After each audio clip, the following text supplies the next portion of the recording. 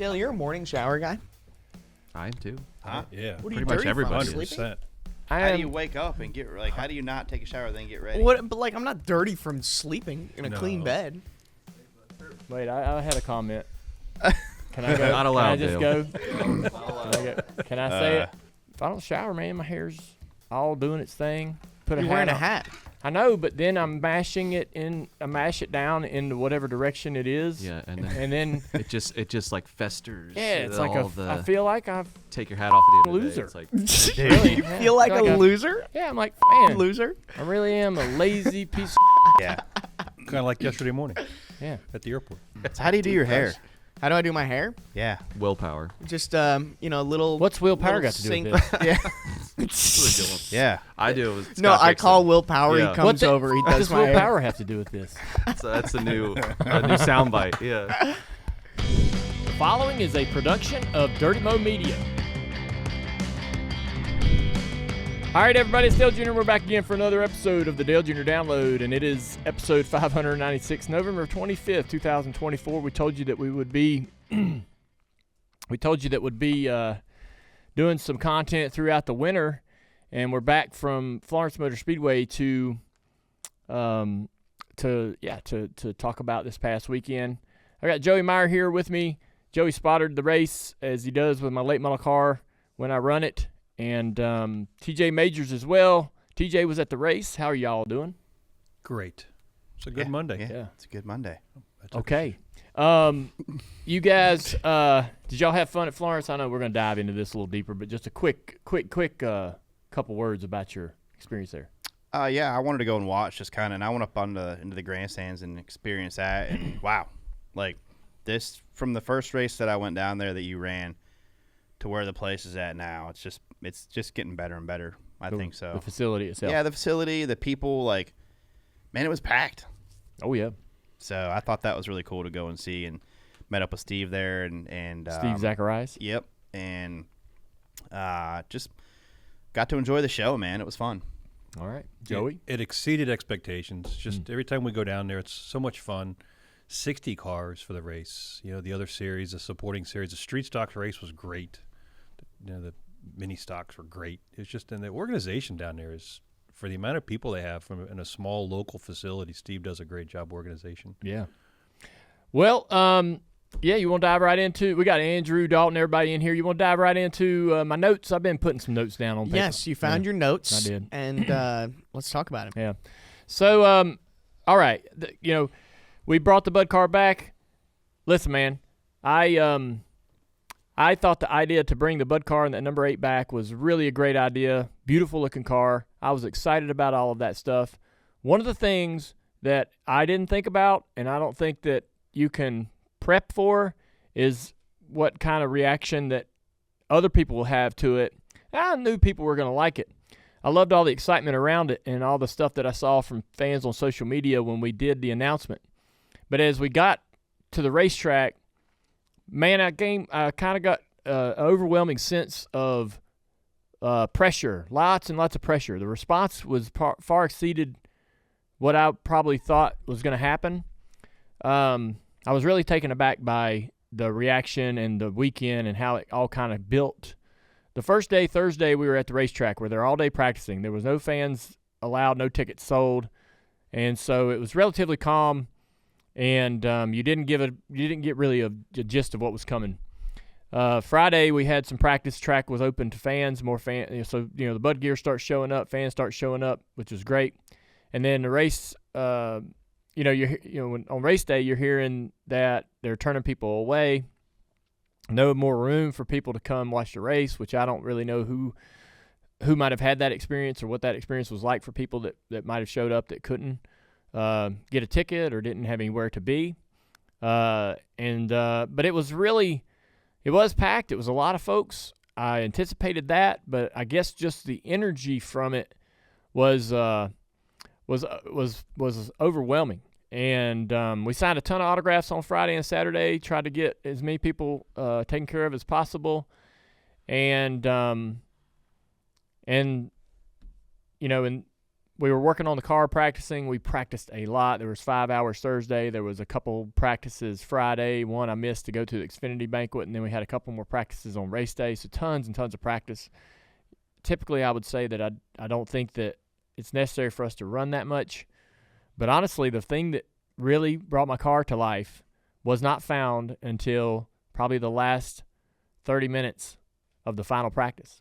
We made an adjustment on the front end that really, so these type of race cars, which is kind of common in stock car racing with bump stops, the sway bar, the bump stops, the springs, all of those things are married together like a telephone system or a communication system, and it all talks to each other, and they all have to be in time. And when one's bound up or one's doing too much, it affects all of it. None of it works the way it's designed to do.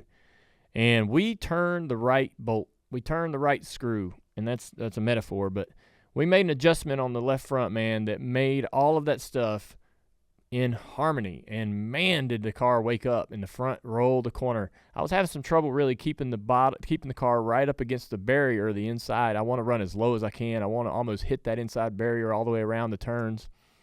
But if the front end's not got the grip, it tries to it kind of disconnects from the bottom of the racetrack, and then you lose time and speed.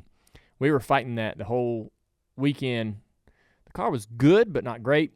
And man, when we made that adjustment, it turned into a great race car. And I had all of that perfect turn and wrap all in the race. So anyways, a lot of practice, but hey, we found what we were looking for in the back end of that. Qualifying, we went there with this, we went there knowing that qualifying's been a struggle for me, and I was bound and determined to take every opportunity we had to run as many mock runs as possible to try to discover some of the things that I'm missing, or some of the, what is it that will flip the switch and the light bulb come on and go, oh, okay, that's what I need to be doing for qualifying. And we had a couple mock runs and they weren't great. And when I went out there to qualify, I have no idea how fast the car was through 1 and 2. I felt like I did okay through there. It wasn't great. It didn't feel perfect. It didn't feel good, but it wasn't bad. But we were going down the back straightaway, and we have a chip in the car. There's a chip for the rev limiter. And I hit that on a good lap. We were driving this car all week, and every time I've drove it at Florence since, when you run anything under an 85, you get into that chip pretty good on the back straightaway. And I'm coming up down the back straightaway, and I'm waiting for that chip because I'm wanting it to hit it, because that's going to be the sign that we're on a decent lap, right? And I never hit the chip. The car never ran into the chip. And and this is happening all in a split second. And so as soon as I get to the point where I'm hoping that I'm going to land on the chip and it's going to go for about 100 feet before I lift, that never happened. And I panicked, and I thought, this lap is so slow that I didn't even touch the chip. And I'm like, that's a flat or a teen. That's really slow. And so all of that happens in a really quick moment. And I lifted really early into 3, whatever, I'm at this point, I am totally out of it, off my game. Like, I am lost. Panicking? Not panicking, just like Spun out. I'm thinking about not hitting the chip and thinking about how slow this lap is, and not thinking about charging turn 3 and trying to roll the center and do all those things. And so I jump out of the gas pedal and I get to the middle of 3 and 4, and then I'm like, I'm way under speed here. I'm like way under speed, like 10 mile an hour slower than I'm supposed to be or should be. And then, cross the finish line. I knew I underdrove turn 3 terribly. And this is not an excuse, but it turns out that they swapped the chip. They put a bigger chip in so the car could run through the RPMs without getting into the chip, which is something that you do from time to time. But if a lot of these young drivers, these rookie drivers, like if, say, we're going to take Wyatt to the racetrack and run Wyatt in a limited or late model, we'll put the chip in it to intentionally hit it so that he knows. That kind of keeps them from overdriving the entry. They'll get into the chip and they'll go, oh, let me get off the gas. It's hitting the chip. And so it's kind of, and I used to use it at Martinsville when we raced Cup car. I wanted to hit it going into turn 3, even in the race. It was just really like a safety blanket or to keep you from overdriving the entry of the corner.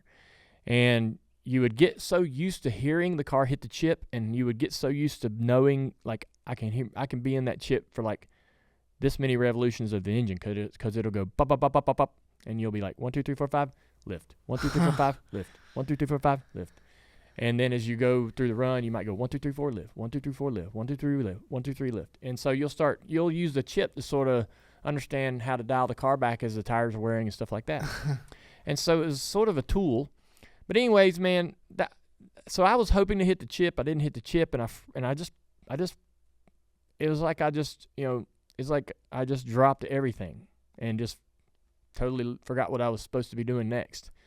But anyways, I would say it's kind of like and it's hard to admit, man, but I think right now for me, qualifying at Florence, I don't think this is an everywhere racetrack because I can go qualify in the Xfinity race and do okay. But I think at Florence with the late model, I've got the yips, like a golfer that doesn't have his swing. And so when I got up there to qualify, when I'm sitting in the car getting ready to pull off pit road, I know there's 58, 60 cars that are going to try to attempt a qualifying effort. We were 49th to go out, and I'm pulling up there, and I'm thinking, the top 20 are going to make it on time, and the rest will run the heats. I know I've got a provisional. They've told me, like, you're in the race. There's 5,000 people here to see you race. You're not making the race. And so I know I got a provisional. So if I've got a provisional, I'm not going to risk tearing the car up in the heat race. If I know I got the provisional, I'm not going to run in the heat race and tear the car up and not get to run in the main. If I'm locked into the main, I'm just going to go run my, piddle in the heat race or do whatever I want, which is what we ended up doing. But I'm pulling up there to qualify, and I'm like, there ain't no way I'm making the top 20. I've already got it in my head that I'm not going to do, that it ain't possible. Just because you're doubting yourself? Yeah. So I've seen everybody starting to run the laps, and they're running 50s and 60s. It's going to take a 60 to get in. The best lap I ran in any mock, I run about 3 or 4 mocks that weekend, test runs in qualifying. The best one I run was 85. So I've got to pick up 2/10 to make this top 20, and I've zero confidence. Zero. And so, can you back this up, Joey? Is that just let me finish. Okay. Joey can back it up. Okay. So everyone in this room, Joey, everybody else can say, you just got to do this, you just got to do that. You don't know what it's like. You're not in the car. I ain't going to listen to anybody's advice in this room. I'm telling you, this is how it is. And so, I'm 50 years old, all right? I've drove race cars for 20 years, all right? I know when I got the yips, or whatever you want to call it, and I'll figure it out myself. Nobody's going to give me some golden egg that's going to fix it, all right? So I'm talking to drivers. I'm getting information. I know how they're doing it, and I just got to go out there and build my confidence up and make it happen. So, qualifying was just embarrassing. Terrible. Embarrassing. And I'm so mad at myself, and because I've 90% of the problem is me. The car is good. The car can do it. The car, I don't know that the car was perfect, but the car's good enough. Like Connor Hall or Carson could have gotten the car and probably made it into the top 20 or close. And so I know the car's capable. But anyways, I'm mad, and what they wanted us to do was pull the cars around to the back straightaway, and then they were going to reorder the field. They were going to take the 20 that made it in time, put them on the pit road and in an impound. They were going to then take the rest of the field, how they would be lined up for the heat races. So I'm sitting back there knowing that I'm putting myself in timeout. So I pull someone else use all the for most of the other teams, a crew member's going to drive the car around there and wait for this process. And you're sitting on the back straightaway, and an official's like, "All right, you go, your turn, go around the pit road. All right, you go." And I know I'm going to be sitting there for a while. I think Austin Green come up and talked to me a little bit. He had a really good lap, but and I know his family really well, and he's done some good things on the Xfinity side, so it was kind of nice to talk to him for a minute. But I was just sitting there, and they finally called me over, and I pull over, and man, I mean, we literally only out-qualified like 3 or 4 cars out of the many that were there. And so it was just terrible. And so I'm sitting there and pull up Matthew. Weaver figured out who this guy was, and I really apologize that I don't have his name on the top of my list or right on the top of my mind. But one of the drivers, he's in this black 88. I think his name's, I want to say his first name is Gary, but gosh, one of you guys are going to find it in a second. Gary Greenwood. Yes. So Gary Greenwood is a driver, and he also qualified around where I was. But I pull on the pit road, and I'm sitting there, and he walks up to me, and he says, "Hey, man, I love your show." And I was like, I appreciate it. Every time somebody says that, I tell them the thing that I always like to say, because I hear that a lot. Hey, I love your show. I love your show. The first thing that I want to tell them is we have fun doing it. Like, I want you to know, I don't know what the best response is to I love your show, but I want them to know, like, we really like doing it. Yeah. Because I think if people know you're enjoying what you're doing, it makes them enjoy hearing it, right? Because they know you're having a good time, right?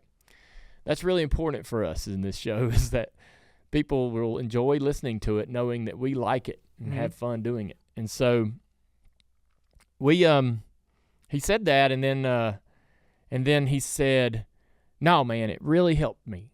He's like, "I lost my dad, and hearing you tell your stories and talk about your dad and hearing stories about your dad, he's like, that really helped me through a tough time in my life." And he's like, he pointed to his car. He's like, "I got this race car, and I'm racing, and it makes me feel closer to my dad. And all of those things are because of what I heard you talking about on your show." And I thought, I love this. I'm thankful for you sharing this with me. That's what I'm thinking. And then he goes, "Don't worry about that qualifying lap." He's like, "That ain't what it's about." He's like, "All the other things you're doing, and you're helping me, and you're here, and you're doing all of this to be in here." And I was like, and then he started to leave. I'm sitting in my car, so he started to walk away from the door of the car, and I grabbed him by the arm, and I was like, "Hey, I want you to really know that I really needed to hear this right now." I was like, people, I'm thinking in my mind, I'm like, people always come up and compliment you all the time. And I was like, I wonder if in some of those moments they think that even mattered, right? Like, "Oh, I'm sure he hears that all the time," or whatever.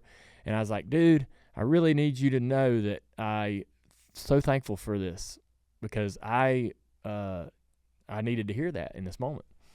And because as embarrassing as that qualifying was, I mean, there's a track announcer making jokes on the PA about how bad my lap was. I was so pissed off at that. I'm here. I'm trying to have fun. I'm trying to race. I'm trying to make this a great thing for everybody. I want it to be good for the track and everything. And God, why can't this just go better? And so, anyways, we end up standing on pit road before our heat race, trying to figure out exactly what they're expecting me to do about we're trying to learn details about the provisional, who else is getting provisionals. And so I'm running around in the infield. I ran to the tire truck. I'm looking for the track owner to talk, Steve Zacharias, to talk about the provisional situation. And they're like, and it's kind of like this, it's feeling kind of like this hush-hush thing, like, "Yeah, you got a provisional, man. Just, you go out there and you just run a lap in this heat race and pull off. You got it. You're in the race. Don't worry about it." But I was like, and I finally did find Steve, and I said, "Steve," I said, "I don't like this, the way this feels." I was like, before the heat races, we did this in the Cars Tour. We had a race at Hickory where we had too many cars. We had to run a last chance race. But there were some guys that were locked in on provisionals. And what we should have done was tell them before the last chance race, "You got a provisional, don't go out there and run this race." The reason is there's a lot of good reasons to do it that way, but Florence is very abrasive, and if you can save this guy that's in this last chance race a set of tires, it's like $800. So if you say, "Hey, man, you're in the race, don't run this heat race. You just sit here. You're going to start in the back of the main." Or the alternative was to not tell them. They go run the heat race, might wreck their car. They're going to burn up a set of tires. They don't make it in, right? And then at the end of the heat race, you say, hey, you got a provisional. So if you want to go buy a new set of tires to start the main, you can. Or you can start on these old 25 lappers, which you're not going to want to do. Mm-hmm. So now this guy is buying an extra set of tires that he didn't intend to buy that weekend. So the price of the weekend's going up, right? And so I was like, all right, Steve, if you're giving me the provisional before the race, can you not tell these other guys that will get the provisionals now that they also too have provisionals? I feel like I'm getting a favor here, which, look, man, I mean, under the circumstances, I know that he wanted me to race and I wanted to race, and I know that most people there wouldn't probably have a problem with me getting a provisional. All the other competitors probably, most of them wouldn't have an issue with it. There might be some that are like, F Junior, why does he get a provisional? But for the most part, everybody was going to be like, yeah, we get it. He's in the race. This the Bud thing. There's all these people. So, but I really wanted Steve to tell the other drivers too. I didn't want to feel like this guy getting favors. But he did. He walked around and he kind of had this list on a piece of paper, and he's like, here's the list, everybody. Here's the people that are on it. So now you kind of all know who needs to race and who doesn't. So there were a couple of guys in the heat races that kind of knew that if they didn't race hard and they were probably going to get locked into the race. And that's what we did. They wanted me to go out there in the heat race and run a lap and pull off. But I kind of wanted to test, because I talked to Connor Hall and I said, Connor Hall, what would you do? He goes, I'd test. I'd use it at a test session. We already bought another set of tires that we were going to probably use for the race, so we were good to go. So I went out there and I fell back, so in case there was a wreck, I could miss it, which a couple times that happened. But I found out that our car was really tight and not handling good. And so we rode around, finished the heat race. That was fun. It was a nice tease. I definitely didn't want to pull off. And, man, we were so much faster than all the other cars around us in that heat race, so that was giving me some confidence. But we did need to work on the balance of the car. So we come into the pits after the heat race, and we changed the wedge and we changed track bar, put new tires on. So we made a pretty big swing on balance to free it up. And then, as we all know, the car was a rocket in the race. Flo had a lot of issues with the broadcast. There's a lot of reasons why that was probably the way it was. This is a facility that manages probably anywhere from 1,500 to 2,000 on a great night. They have what they need in terms of internet and all of those things. Steve and his team have everything they need to function week in, week out. I don't think that they could have prepared for what they were going to have in terms of how much the whole system would be loaded by not only the fans that were there, if anybody was using the Wi-Fi, staff and all them people piling on to the internet service there, and then the broadcast feed being shipped from there to Concord, wherever NASCAR production is. So Flow is the streaming partner, the app, right? They are the front. They're the front end of the broadcast that you're gonna connect to, right? But the production and the the producing, the editing, the directing is all NASCAR Productions. They just announced that they have extended their partnership. Mm-hmm. So in some scenarios, in like this one, Flow and NASCAR Productions work together to bring this broadcast to you. And I just don't think that they really anticipated how stressed and overstressed that system would be. Before the race starts, somewhere in the afternoon, the track internet quit. There was a break in the line somewhere, and Steve, with everything else going on, is like, hey, guys, my system's down. Hope y'all got a good backup. Oh, yeah. that's it. Yeah. Which, I mean, if you're the people that are putting this broadcast on, you would have a plan B and so forth. And right. And so apparently plan B was not working well. Mm. And so just too much trying to go down this information pipe, literally, back to North Carolina. And you got a lot of people. There's probably a lot of good reasons why the broadcast suffered. With all of that said, listen, I didn't watch it. I didn't experience the frustration that a lot of people did. I understand that. But I believe that Flo, is a good partner. I think that they're not. I don't believe that Flo is skimping on quality and the resources it takes to put these things together. I believe they learned a lot of very, very hard lessons this past weekend that they probably hope to not repeat again. I bet that they will probably make the adjustments to correct whatever issues there were going forward. I saw a great tweet from Hocevar. He's like, hey, this is not an indictment on Flo, man. This is the first time I've ever experienced this type of broadcast quality from Flo, and I hope people don't really pull back and think, man, this is not a good product, because it is. We got to remember that, and I feel like we all have to, look inside ourselves and think about how accustomed to being able to tune into a stream we've become. I remember 5 or 8 or 10 years ago when somebody said, hey, man, you can watch the weekly races at Langley or Florence. And I'm like, that's freaking insane that, I can tune in to Flo at this, Flo or Racing America or any of these, and I can watch. And it's, I'm listening to the announcer. It's one camera on top of the booth, and this guy's just kind of following, and it's whatever action he's going to put the camera on. It ain't like a professional broadcast.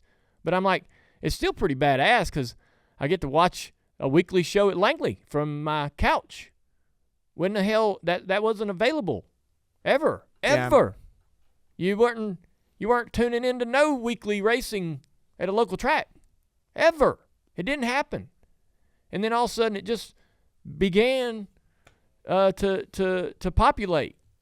Langley did it, then Florence, then all these other tracks started getting onto the Flo wagon. And that was really just a couple years ago. And now we're trying to put on an entire production like an NBC or a Fox does, with a really, really kind of a really, in some cases, a very weakened infrastructure when it comes to some of these racetracks. This is all still relatively brand new. And there's not a ton of money going around in all of this. Nobody's making, a ton of money to be able to put, back into the resources and build this stuff up. So when you go back to Florence and you got 5,000 people there, you got all the things you need to be able to have a great broadcast. So I'm going to go easy on them. And they were trying their best, too. Oh, They even had James Pike on Yeah, I top of heard one of the of- yeah. haulers calling the race. Like, it was James- unbelievable. James is awesome. Yeah. He works in the car store as a pit reporter, and he also MCs our banquet for, and he does a great job. He puts everything he can to be as good as he can into it. Sometimes he does way more than he needs to. I make notes for this. I'm rambling here, but I make notes for the banquet. I'm sitting at the banquet and I'm just making mental notes and putting notes in my phone about things that I would want to change for the next banquet the next year. James's introduction to all the drivers that come on the stage is like a wiki page. I mean, it's born in Indiana from Jill and Bob. And it's like, hey, just tell me the guy had a good year, won a couple races, Yeah. get his ass on the stage so he can give his speech. 4.0 GPA in high school. Right? Yeah. I'm like, come on. And but I mean, he's just because he wants to do so good. And he wants to do everyone justice. Hell yes. Yeah. And so That's cool. when I heard about what he did to save that broadcast, no surprise. Yeah. No surprise. It was cool. Yeah. And Joey, you were saying like the connections. We were talking about this before the show. The connection stuff was not even a Flow thing. Like teams were even struggling with. So all weekend long, the teams use their own Starlink, their own Wi-Fi. So we don't piggyback on the race teams at all. We have our own. It worked great Thursday, Friday, Saturday morning. But once the race started, even the guys standing on the haulers with their different Starlinks were complaining about whatever issue, whatever congestion was there was affecting everybody. Yeah. Yeah. I mean, I know that, I know that when we would go to NASCAR races, anytime the track was hot, the freaking your phone quit quit working. You'd have a signal on your phone. You'd have bars, but nothing. And TJ, Joe, you know this all well. But as soon as the track was hot, whatever system they fired up in terms of the scoring and what have you, just obliterated the cell service on the whole property, which is crazy because it's you can't see. You know It's in the air. Yeah. You're like, all right, if it's doing that to my phone, I can feel it. Yeah. what else is going on? I'm tingling. Yeah. Look, So, 4G. yeah. 4G's over there. Probably, Yeah, it yeah. probably had something to do with My hair. yeah, your hair. I have a full head of hair. Yeah, blame that. Oh my god. Yeah, don't blame genetics. Just all the years 4G, racing. LT, Yeah, all the years at the Cellular cup hair races. away, yeah. LT. Yeah. So yeah, it's probably why I received more on one side of my head than the other. That's probably why. So, yeah. Now we know. Get more signal Yeah. on that Yeah. side. Yeah. So, I know it was frustrating for people watching the show, and I wasn't watching it, so I can't understand that frustration entirely. And I don't know how. I know it was bad. I don't know how bad. Right? Must have been pretty bad. But it is still, and we pay for it, right? We pay $150 a year, So, yeah. roughly, for Flow. Yeah. Which they're getting the Snowball Derby now. Which what was the Derby on Racing America annually? Probably 50 to $50. 75. Yeah, Right. to watch that race. Yeah. For the weekend, maybe. Yeah. And so I mean, I still believe in my heart of hearts that Flow is an incredibly great deal. It is a value. You're getting a great value for the money that you're spending. You get the entire car. You get everything. There's no paywall. You don't Yeah. you don't buy a Flow subscription and then have to buy another race that you want to watch. It's all in there. It's all in the sub. So you get the Cars Tour, all these things. I promise you, when you watch any Cars Tour race next year, there'll be some hiccups. There will be some problems. We are still all trying to do this, do these productions and stuff at these racetracks that weren't doing these. These facilities didn't have any of this infrastructure, just in the recent past couple of years. And so, it's a process, and they'll keep improving on it. When we go to a cup race, the entire media center outside the track is nothing but their own satellites. This is nothing like we see at a little short track. Everything's Cat 5 plug. Yeah. So I apologize for that, but hopefully people aren't too hard on Flow because they are the only ones really that are trying to bring this content to us and allow us that opportunity to tune into. I use Langley as an example, but I mean that's all the way up in Norfolk or Chesapeake Bay area. And I can watch just about every single weekly show from that racetrack if I want to tune in. I can watch multiple weekly shows with multiple tablets, my phone, my iPad, my Apple TV, or whatever it is, my smart TV. I can watch 3 or 4 shows a night on any given weekend. It's awesome. And so Replays are also rate available afterwards. yeah. And it also covers dirt, too. Yeah. Consumer Cellular is the official wireless partner of Brad Keselowski, RFK Racing, and the number 6 car. If they can count on Consumer Cellular, then you can too. Brad Keselowski and the RFK Racing team, they know speed, and that's just what you get with Consumer Cellular. Have you seen Brad's Consumer Cellular convertible? Yeah, it's a symbol of savings, you might say. That thing is insane. Consumer Cellular has award-winning 100% U.S.-based consumer service centers, so you can always get the help that you need. It's like having your pit crew right there where you need them. Consumer Cellular has the same fast, reliable nationwide coverage as leading carriers, but with plans starting as low as $20 a month.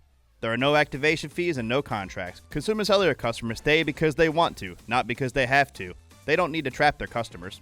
You can even try Consumer Cellular for 30 days risk-free, and if you don't love it, you can cancel it, but I bet you don't. If you're paying too much for wireless services, pump the brakes and switch to Consumer Cellular. They offer big wireless coverage without the big wireless cost, and now, once you turn 50 like me, you can get 2 lines of unlimited talk, text, and data for $30 each. That's only $60 a month, so why keep spending more than you have to?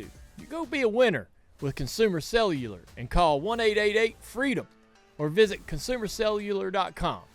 This rate plan requires 2 lines of service, age verification, and credit approval. So, getting back to the race, Amy and the girls were there. Island Nicole had never come. It was, to that facility. It was great to have them there. I was excited about them. They were dressed up. Yeah. Yeah. So It was awesome. right. So we had this auction on the Dale Jr. Foundation where we were selling some of the stuff that I had in my storage. When we went through my storage bins to find those things, those items for the foundation that we thought we could sell to fans, they also found all these other cool pieces that the girls could enjoy. Stuffed animals, also clothes. And they wore a lot of those clothes, these vintage clothes, to the race. Amy just ate that up and loved it, right? And all her, Amy's taking pictures, and her family's like, "Oh, look at that! What is that? Is that new stuff? Can we buy that?"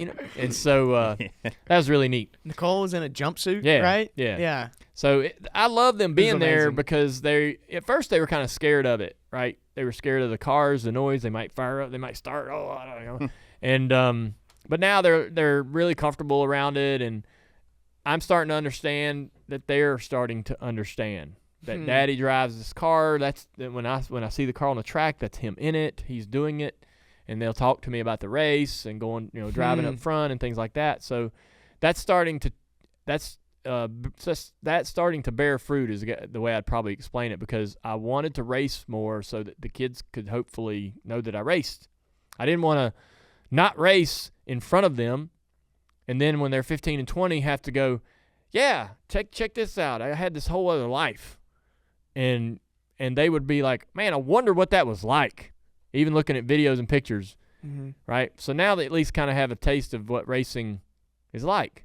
So, in the next 5 or 10 years when I don't do it anymore, they can have some memories of what going to the racetrack and their dad being a competitor was like. So we're in the back of, we're doing the intros and all that stuff. I had no idea that they were having problems with the broadcast. Apparently they're doing the introduction and just cut the introduction to go interview me, which is probably a poor choice. But I don't mind getting interviewed, but they need to do the driver's introductions throughout.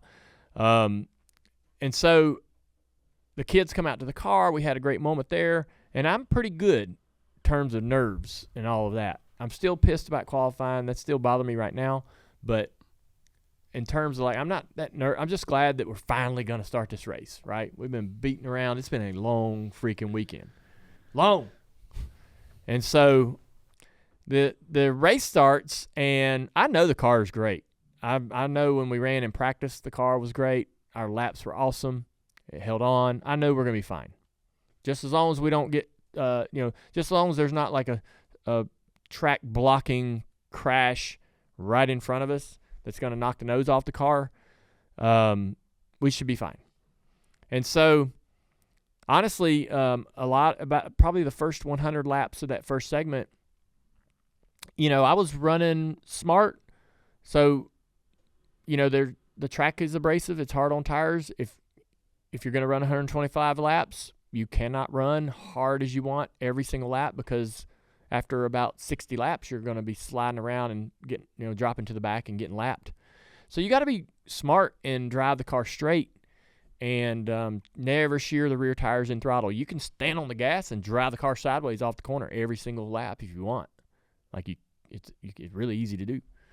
But a smart guy is going to drive the throttle like there's an egg between your foot and the pedal, and you're just going to be driving that pedal down off the corner and trying to be real smooth and keep the car straight. Don't spin the tires. And so I'm doing that and passing, we're really fast through the middle of the corner. That adjustment that I talked about was really paying off, and I was wrapping and right against the wall, and a lot of guys, I was just running up on them right in the middle of the corner, and I would put the nose really gently underneath their bumper cover and just kind of slide them across the nose of my car and right off of forward, and then I'd be right on their left rear tire. They'd have to give me the inside into one. And so we kept making passes like that, and caution would come out, and Joey's like, "You're 20th." Caution would come out, and he's like, "You're 15th." Caution would come out, and he's like, "You're 10th." And I'm like, man, I could see the front cars up there. I know. All right, man. Damn, there's Josh. There's the 88. Those are the lead cars. We're close to the front. And I was really my whole goal really was to try to find my way into the top 20 for the halfway break. That would give us a shot at trying to drive forward and getting a top 10 finish. Literally, it was just like, man, just top 10. Let's get a good run. People will, if I do that and I get out of the car, most people would come down and go, "Man, it's great to see you out there. Good job driving from 40th to 10th or whatever, right? That's all. I'm happy I came." That's what I was trying. That's all it was about for me, was trying to, after the qualifying run and how embarrassing that was, trying to make sure that all those people that came didn't go home and go, well, I wasted my time. So I'm sitting there running, and I want to say, and we don't have to put this in the show, but before the race started, I'm not like, I don't go to church a lot. All right. But I've always believed in God, and my dad took us to church. We used to go to this Lutheran church in Mooresville. My dad invested money and helped them build some infrastructure and buildings and stuff like that. And you know, you had church at the racetrack, and so I'd go to MRO every once in a while. But I'm not like a consistent, you know, church goer. But I believe in prayer and the power of the universe and all of those things. There's something, you know, there's something beyond what's happening here, and so I don't know where I fall on the scale of religion, but I'm on there, and and so you know, I've always believed, and I do say some prayers from time to time, right? When I really need something, I say a prayer and I ask for it, and I never ask to win. I don't believe you pray to win, right? I think most people feel pretty much the same. I don't say, hey, God, help me run 10th, right? Help me save tires. Yeah. No. Yeah. But I said a little prayer in the car, and I wanted to share this with y'all. But I said, there's, you know, obviously I prayed to be safe, and I prayed for everyone else to be safe, but I prayed that when it was over, that I would be happy. And I thought, man, if I really just wanted to be happy. I don't know what that looks like. I don't know. That's not necessarily a result. There's not like, oh, what's happy? Is 10th happy? No, it wasn't really about that. It's like, man, when I get out of the car, I just don't want to be sad. I don't want to feel like I felt after qualifying, right? And so I said that prayer, and that gives me a little confidence. It gives me a little peace. And another thing that drives that was Darrell Waltrip's wife, Stevie. She would Darrell Waltrip's wife, Stevie, and the MRO. So at a racing, through my entire career in from 98 to when I retired from Cup, almost every race, an MRO preacher is at the car and going to pray. And sometimes they missed you. I mean, there's 40, 43 drivers. Sometimes it was rare. But when it happened, it felt like you missed something, right? And so I liked it. I wanted them to come to my car, and I wanted to pray with the preacher. And you bow your head. He says what he says, and I absorb it. And Darrell's wife, Stevie, would give me these written prayer notes on a sticky. The verses. Yeah. Yeah. And I would put those in the car somewhere, and I always put it somewhere I could see it. She did it for Dad all through his career, because apparently Dad and Darrell were standing somewhere to race, and she brought Darrell his that she did every race. And Dad goes, where the hell's mine at? And so she started doing it for Dad, and he loved that. And she loved that. They were very close. And she ended up doing that for me. I even have framed on the wall Upstairs, all of the ones from my 2017 last season. year. Yeah. Adam, my interior guy, so kind to save those, and he did that. He created that, framed that for me. I had no idea he was going to do that. So cool. And I have the one framed from the Daytona 500 win in 2014. And so, anyways, you know, those type of things, they're consistent, happening every single week. So saying a prayer in the car before the race, personally, it's not really a rare thing or an odd thing for me. But I really felt like it might be necessary because I was starting so far back in the field, and there was so much pressure and so much looking around, and everybody's hollering and wanting you to do so great. Is that hard? And I know, like, this is something you're used to, is having eyes on you and pressure on you. But I was, at least being there at Florence and seeing all the 8 shirts and the red gear, I'm like, I have no idea how you do it. Yeah. Is it hard knowing that everyone's eyes are on you? I don't want Hard is the wrong word. Okay. Hard is the wrong word. How would you describe it? Heavy. Yeah. It'd be like, so you train for your little triathlons or whatever. Yeah. What are they? Triathlons. You do triathlons. Yeah. I forget what it is. Half Ironmans. Yeah, half Ironmans, right? Yeah. You do that for yourself, Mm-hmm. right? And I see you with your pictures on the podium, right? Imagine if you did, if you're getting ready for the next one, right? And honestly, this is how it goes in my head, right? I am totally unaware. I have no self-awareness to when we make the announcement for the Bud thing. Mm-hmm. I have zero understanding of what this means to anyone else. I'll hear and I'll see comments on social media, but I don't really know how to measure that. So imagine training for this triathlon and showing up and the streets are lined with people chanting your name or wearing your shirt. Yeah, you can't. And you're like, screw up. Holy I'm just doing. I'm just doing this for me. Yeah. That's hard to say. You got something to carry now. Now you're like, now I'm doing this for. Like, this is bigger than me almost. Yeah, now I'm doing this. Now the result, I can take the result, good or bad, but now I have to worry about how they handle the result. That person. Golly, man. And so, which is what you signed up for. Sure. But I wanted to say, I said that little prayer, and it was basic. Want to be healthy, don't want anyone else to get hurt, and I just want to be happy when it's over. And we're sitting there, and we ran that first half. And, dude, I got up to third, and I am freaking beaming inside the car. And I am so I'm having as good a time as you could possibly have. And, of course, there's Josh Berry running second. And I'm thinking, man, I wonder if I can catch Josh. That would be cool because I love Josh Berry. This dude has done so much for us, and I feel like we've done so much for him. We are forever intertwined in each other's lives, regardless of if I ever heard another word from him or didn't see him for the rest of my life.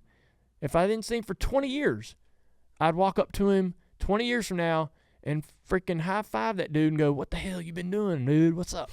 He's my guy. And I'm thinking, dang, I want to get to him. I want him to see who this is. I want him to know. I want him to go, dang, Junior's third. Oh, Here I am. Yeah. Hey, how did that happen? And so I got up there and I caught him and I passed him. And the caution comes out for the break. And I thought about that prayer. And I said, I'll be damned. I'm happy. I was like, it happened before the race was even over. It's cool. Yeah. And listen, man, saying a prayer and you can say prayer and generally maybe you might ask for something, maybe you don't. But when I say a prayer and I have a request in there, I'm not always like expecting fulfillment. It may get fulfilled, and I may be oblivious to that, right? But and so rarely do I put a request in a prayer because you sometimes feel like that's asking too much, But I'm sitting there going, holy cow! Like I was thinking about just get me happy at the end of the day, but here we are, we're not even done, and I'm like, you did it. Like I don't care what happens from this moment on. The fuel pump could have broken halfway. And I would have been like, I'm good. I'm fulfilled. And so that was a really, between that and the conversation I had with what's it? Gary. Greg? Gary. Yeah, Gary. I was right. Between those two were probably the key takeaways for me from the whole thing. You know what's cool about that, too, is like not only, we won't get too in the weeds on this, but not only were you happy in that moment, but think of all the other people that were happy watching you go from the back to the front and reliving that moment. That's bigger than most, Dude, Sure. that place, you have no idea what that crowd was like. I mean, that was way more than I Can't ever imagine. could have. That was what happened in the first segment in terms of just being able to go from the front from the back to the front was way more than I could have ever. If you'd have told me that was going to happen, I'd have said you were out of your mind. So now it's like house money, second half. Exactly. Dude, hit past That a is lap exactly car. right. Hit past a lap car. They're like, yeah. Joey, could you hear the excitement in his voice around this point? I knew he was happy, but the fans were overwhelming. Just like you were saying, it was nuts. loud. The second half, we had a break. We get out. We change. We're going to put new tires on. Everybody's doing what they're doing. We're fixing a little nose damage that we got. The car's fine. We're trying to put fuel in it, and which all that's fine. So start the second half. You got a brand new set of tires. They're going to change the car, maybe for the better, maybe for the worse. It's not likely going to be identical. And this ain't a Hoosier thing. This is a tire thing. I've ran all my life on Goodyears, Hoosiers. I don't care what you tell me, every set of tires drives differently. Just like every chassis. You can take a chassis and put it on that jig. You can build another chassis on the same exact jig, and they're going to drive differently.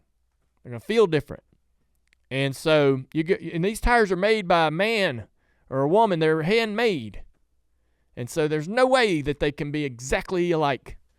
Now they're close. So this second set of tires had a little tightness in the middle and a little bit of a drive-off problem, but damn it, it was still really, really good, right? We did have a little bit of a different fuel load, possibly, but either way, we start the second segment, and I've got great speed. I'm real happy with the car. I'm in second place. Trayton Lapsevich is leading the race in the 7-7 car.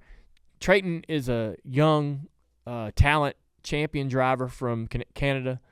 Really, really solid. You might remember that name. He was the kid that won the Wilkesboro race in the middle of the Cars Tour season. We had that little confusion and issue with the tech, but he won that race, and he ended up getting the win through the appeals panel.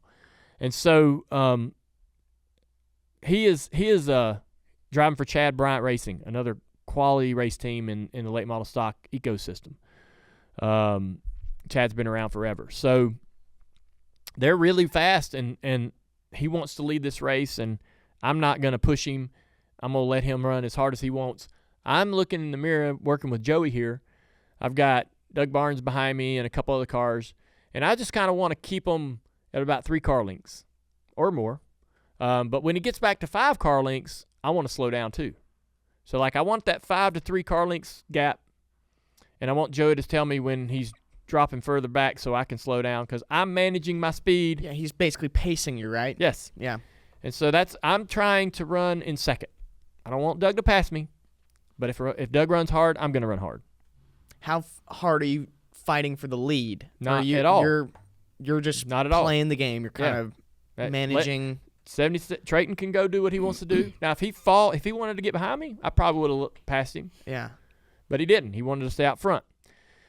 And so I'm just kind of sitting there, and Joey's like, 3 car lengths, you're good. 3 car lengths, you're good. All right, he's running. He's pushing a little bit. He's up to 2. And so I'd push a little bit, and then he'd go drop. It seemed like he would realize that I was starting to go, the 88, Doug Barnes, and then Doug would go, all right, I'm just going to ride then.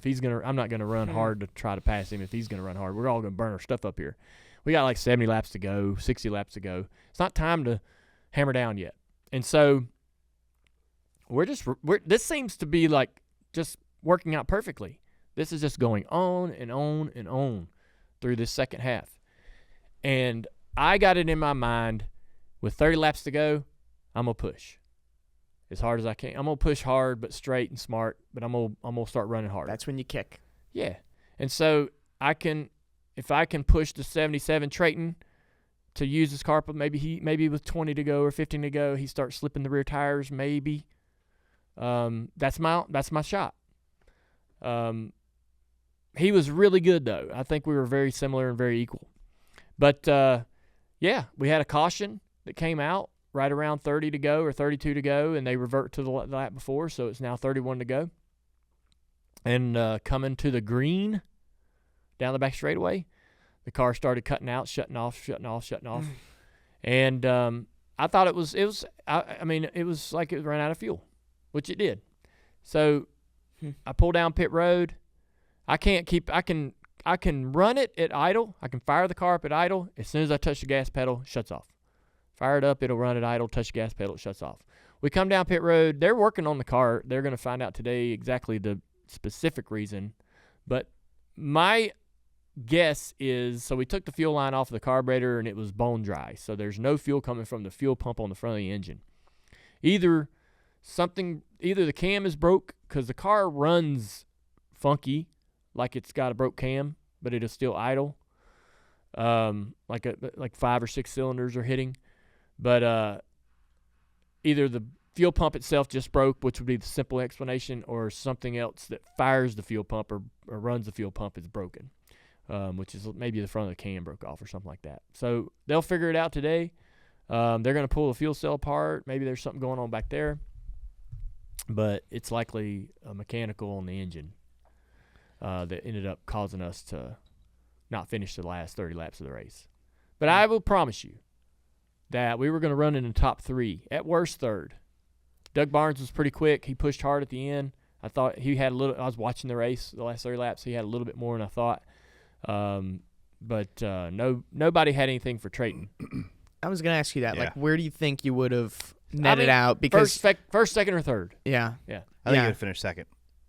Okay. I don't think anything. I mean, watching. Hey, I was watching. that's honest opinion. I was watching the lap times, and Trayton's car could get off the corner when he wanted to. He'd back up a little bit. I thought Trayton was gonna take off a little bit. Then I watched his lap times, and he started playing off of him, and I'm like, that guy's gonna be tough to beat if he's doing that. Yeah. So Did you think? How hard did you think we were running? 70. Yeah. Ish, depending on the lap. That's Sometimes pretty accurate. Well, sometimes you'd speed up and then you'd slow down a little bit, but you were kind of averaging. Like you said, I could see when Doug would catch you a little bit, then you'd speed back up, then he'd be like, I'm not doing it. Yeah. Because you and Joey, or at least Joey, you on Channel 2, you guys were talking about pace and feeling it was too fast in that second half. Is that true? Well, we were so concerned with the 03 and what the other cars were doing and how far back they had fallen that we were trying to give him some confidence and that our speed was okay, but we were going so much faster than those guys that we were concerned about that was the conflict of, man, we're really going fast, but so is everybody in our group.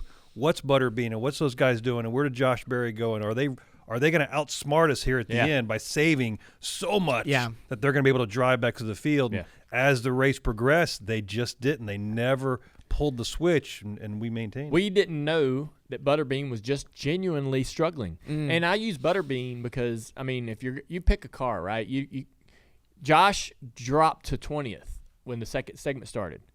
And you would automatically, not knowing that he's really having a problem, you would automatically assume he's got a strategy that he's going to go back here and save and then try to make a run. He obviously learned something that made him change his strategy in that first segment. And so, and Butterbean's not running like Butterbean typically does.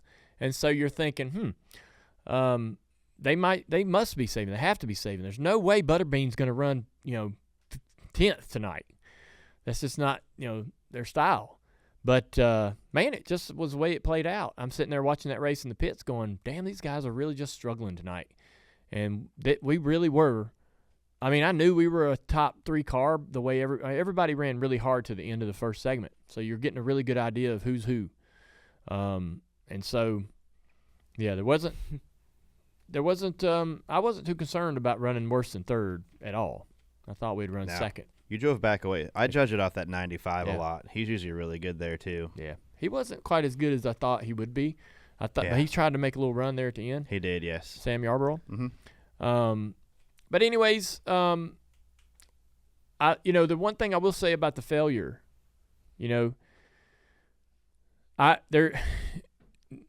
I love how these cars are subject to failure. There's a ton of attrition in that race. That's one thing. I know this is going to sound strange, but that's one thing that I like about late model stock racing is that our cars are prone to failure. I remember, the parts and pieces on these cars are really traditional. When you think about NASCAR, Cup cars, Xfinity cars, sportsman cars from the 80s, Dad's cars that he ran in the 90s, these parts and pieces that we run on our cars today are really similar, almost the exact same parts. And a lot of times there aren't people making, like the steering boxes, the manual boxes that we run. I don't think there's a manufacturer of those boxes anymore. These steering boxes are just getting refurbished by a company. They don't build brand new parts and pieces for these cars. There's just companies that take the old ones and keep rebuilding them into new ones. But I love how delicate or prone to failure, the possibility that just the car might not make it to the end. I miss that about NASCAR. I miss that about Cup cars. These cars in the Cup Series, they shouldn't break ever. When they do, it's really rare. You don't have engine failures that often. In the 90s and the 80s, you had tons of failures, right? And that was always, when Dad was racing for these championships, that was a major fear in the back of your mind that you're going to have some kind of a mechanical failure that was going to really cost you 150 points that day. And that was always in the back of your mind when those races were going to start. And so I'm kind of, as much as I'm, definitely don't want my car to break, I do love that being a part of the, part of the process, or part of the, it's just something that could happen to you. Makes the highs feel higher, lows feel lower. Yeah, but it just feels real. Yeah. Feels more authentic. Yeah. I have a question. I want everyone's take on it. This might be a dumb question, but who cares? I was talking to Butterbean before the race. He's like, what makes this race so fun is the tire strategy, and you don't really know who's got what until the very end because you're playing the game, right? And it sounds like it's fun behind the wheel, and I'm sure it's fun to spot. Is limiting sets of tires something we could do on the Cup side to make it more interesting, like something like this? No. No. So, no. So, you got that in the Xfinity Series. There's a limit to tires in the Xfinity Series. And the problem with the tire, the problem with the radial in the Cup and the Xfinity Series and trucks is it does not perform like this bias ply Hoosier. It don't wear and fall off, and it don't suffer from abuse. You can dirt track the Cup tire, and it'll suffer from heat loss grip, but it pretty much can come back, right? I mean, we kind of got a little bit better there towards the end of the year with some tire wear stuff, short track stuff. Yeah, like Martinsville in particular. But let me ask you this, TJ. So, like in the truck and Xfinity and the Cup Series, are you ever at any point in the year in a situation where if you go easy on the front end of the run, you can make it up in trucks? Absolutely not. No, not a chance. Xfinity, very rarely. Right. But Cup car, yeah, we fight the heat related issues, like you said. If you piss the tire off a little bit, it just gets hot, but then you can chill and it'll come back. You're not really hurting your long run speed. So when we would go to in 2004, I'm just picking a year, random year, but in early 2000s, you'd go to Rockingham, and yes, you really had to be careful in the first 10 laps. You didn't want to try to make qualifying laps in the first 10 laps of the run because that would chew a ton of tire off the car in the first 10 laps that you wanted on the car at lap 80. And so if you went easy for 10 laps and then settled into a rhythm, that would pay off for you really good at lap 70, 80, 90. We did that at Martinsville too. We would run, when I was running, the Red Bud car and stuff at Martinsville, and we had this little great string of like top 5 runs. If you look at the statistics, we had a really good run there in the middle of the 03, 04, 05 season.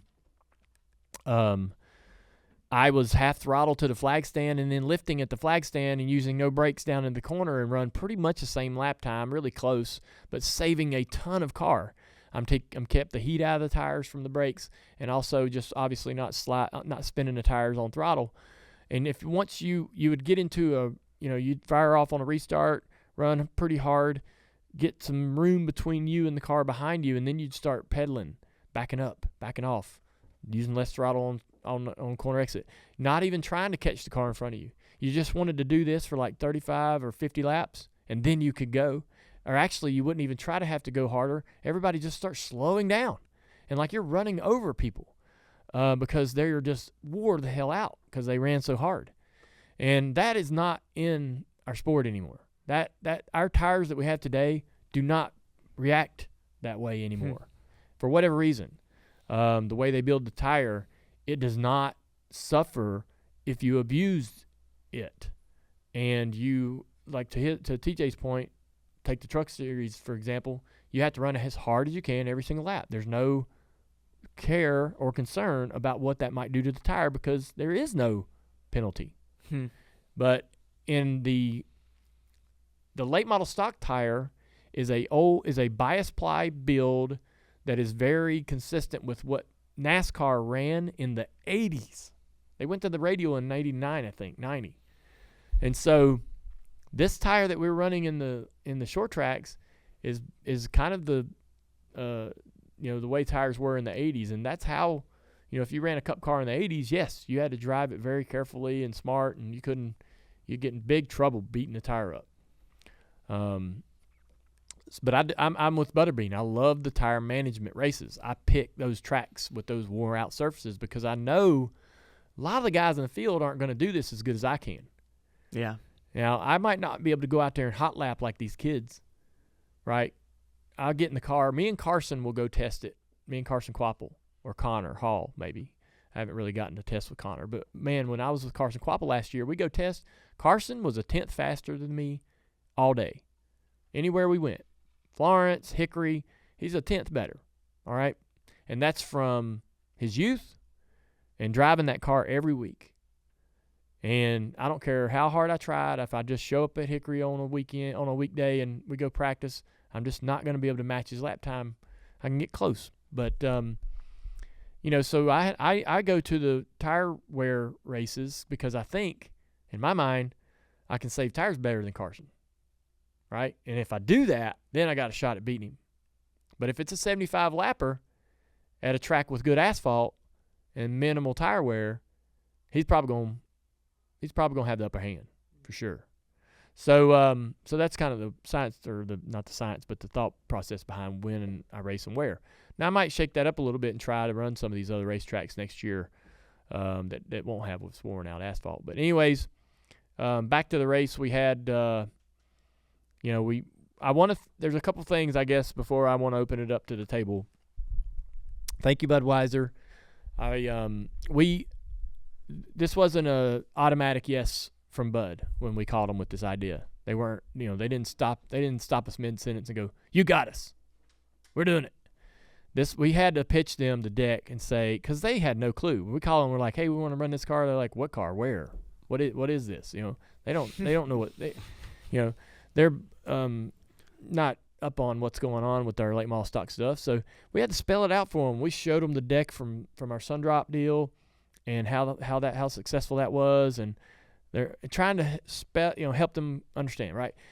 That took some effort from both sides, and it took I'm gonna say 6 months for us to all go, all right, this is great, let's do it. And so thank you, Budweiser, because listen, all of the people that were there when I worked with them in the 2000s, they're gone. They're retired, moved on, whatever. This is a whole new company, whole new crew, right? I'm very thankful that they heard us out. They were on board, and we got it all sorted. And we drank some red Budweisers after the race. We loaded the car at 3 in the morning. The race ended when? A little after midnight. Really? Yeah. That late? Oh, it was late. I didn't know. I had no reference of time. Yeah. So we drank a few beers for 2.5 hours and hung out with track owner Steve Zacharias and his family. Signed some more autographs, took some more pictures, and then went to bed and got up in the morning and went home. As I said, I'm going to run some races next year. Probably 4 is on the schedule right now. They're all probably going to be Cars Tour events.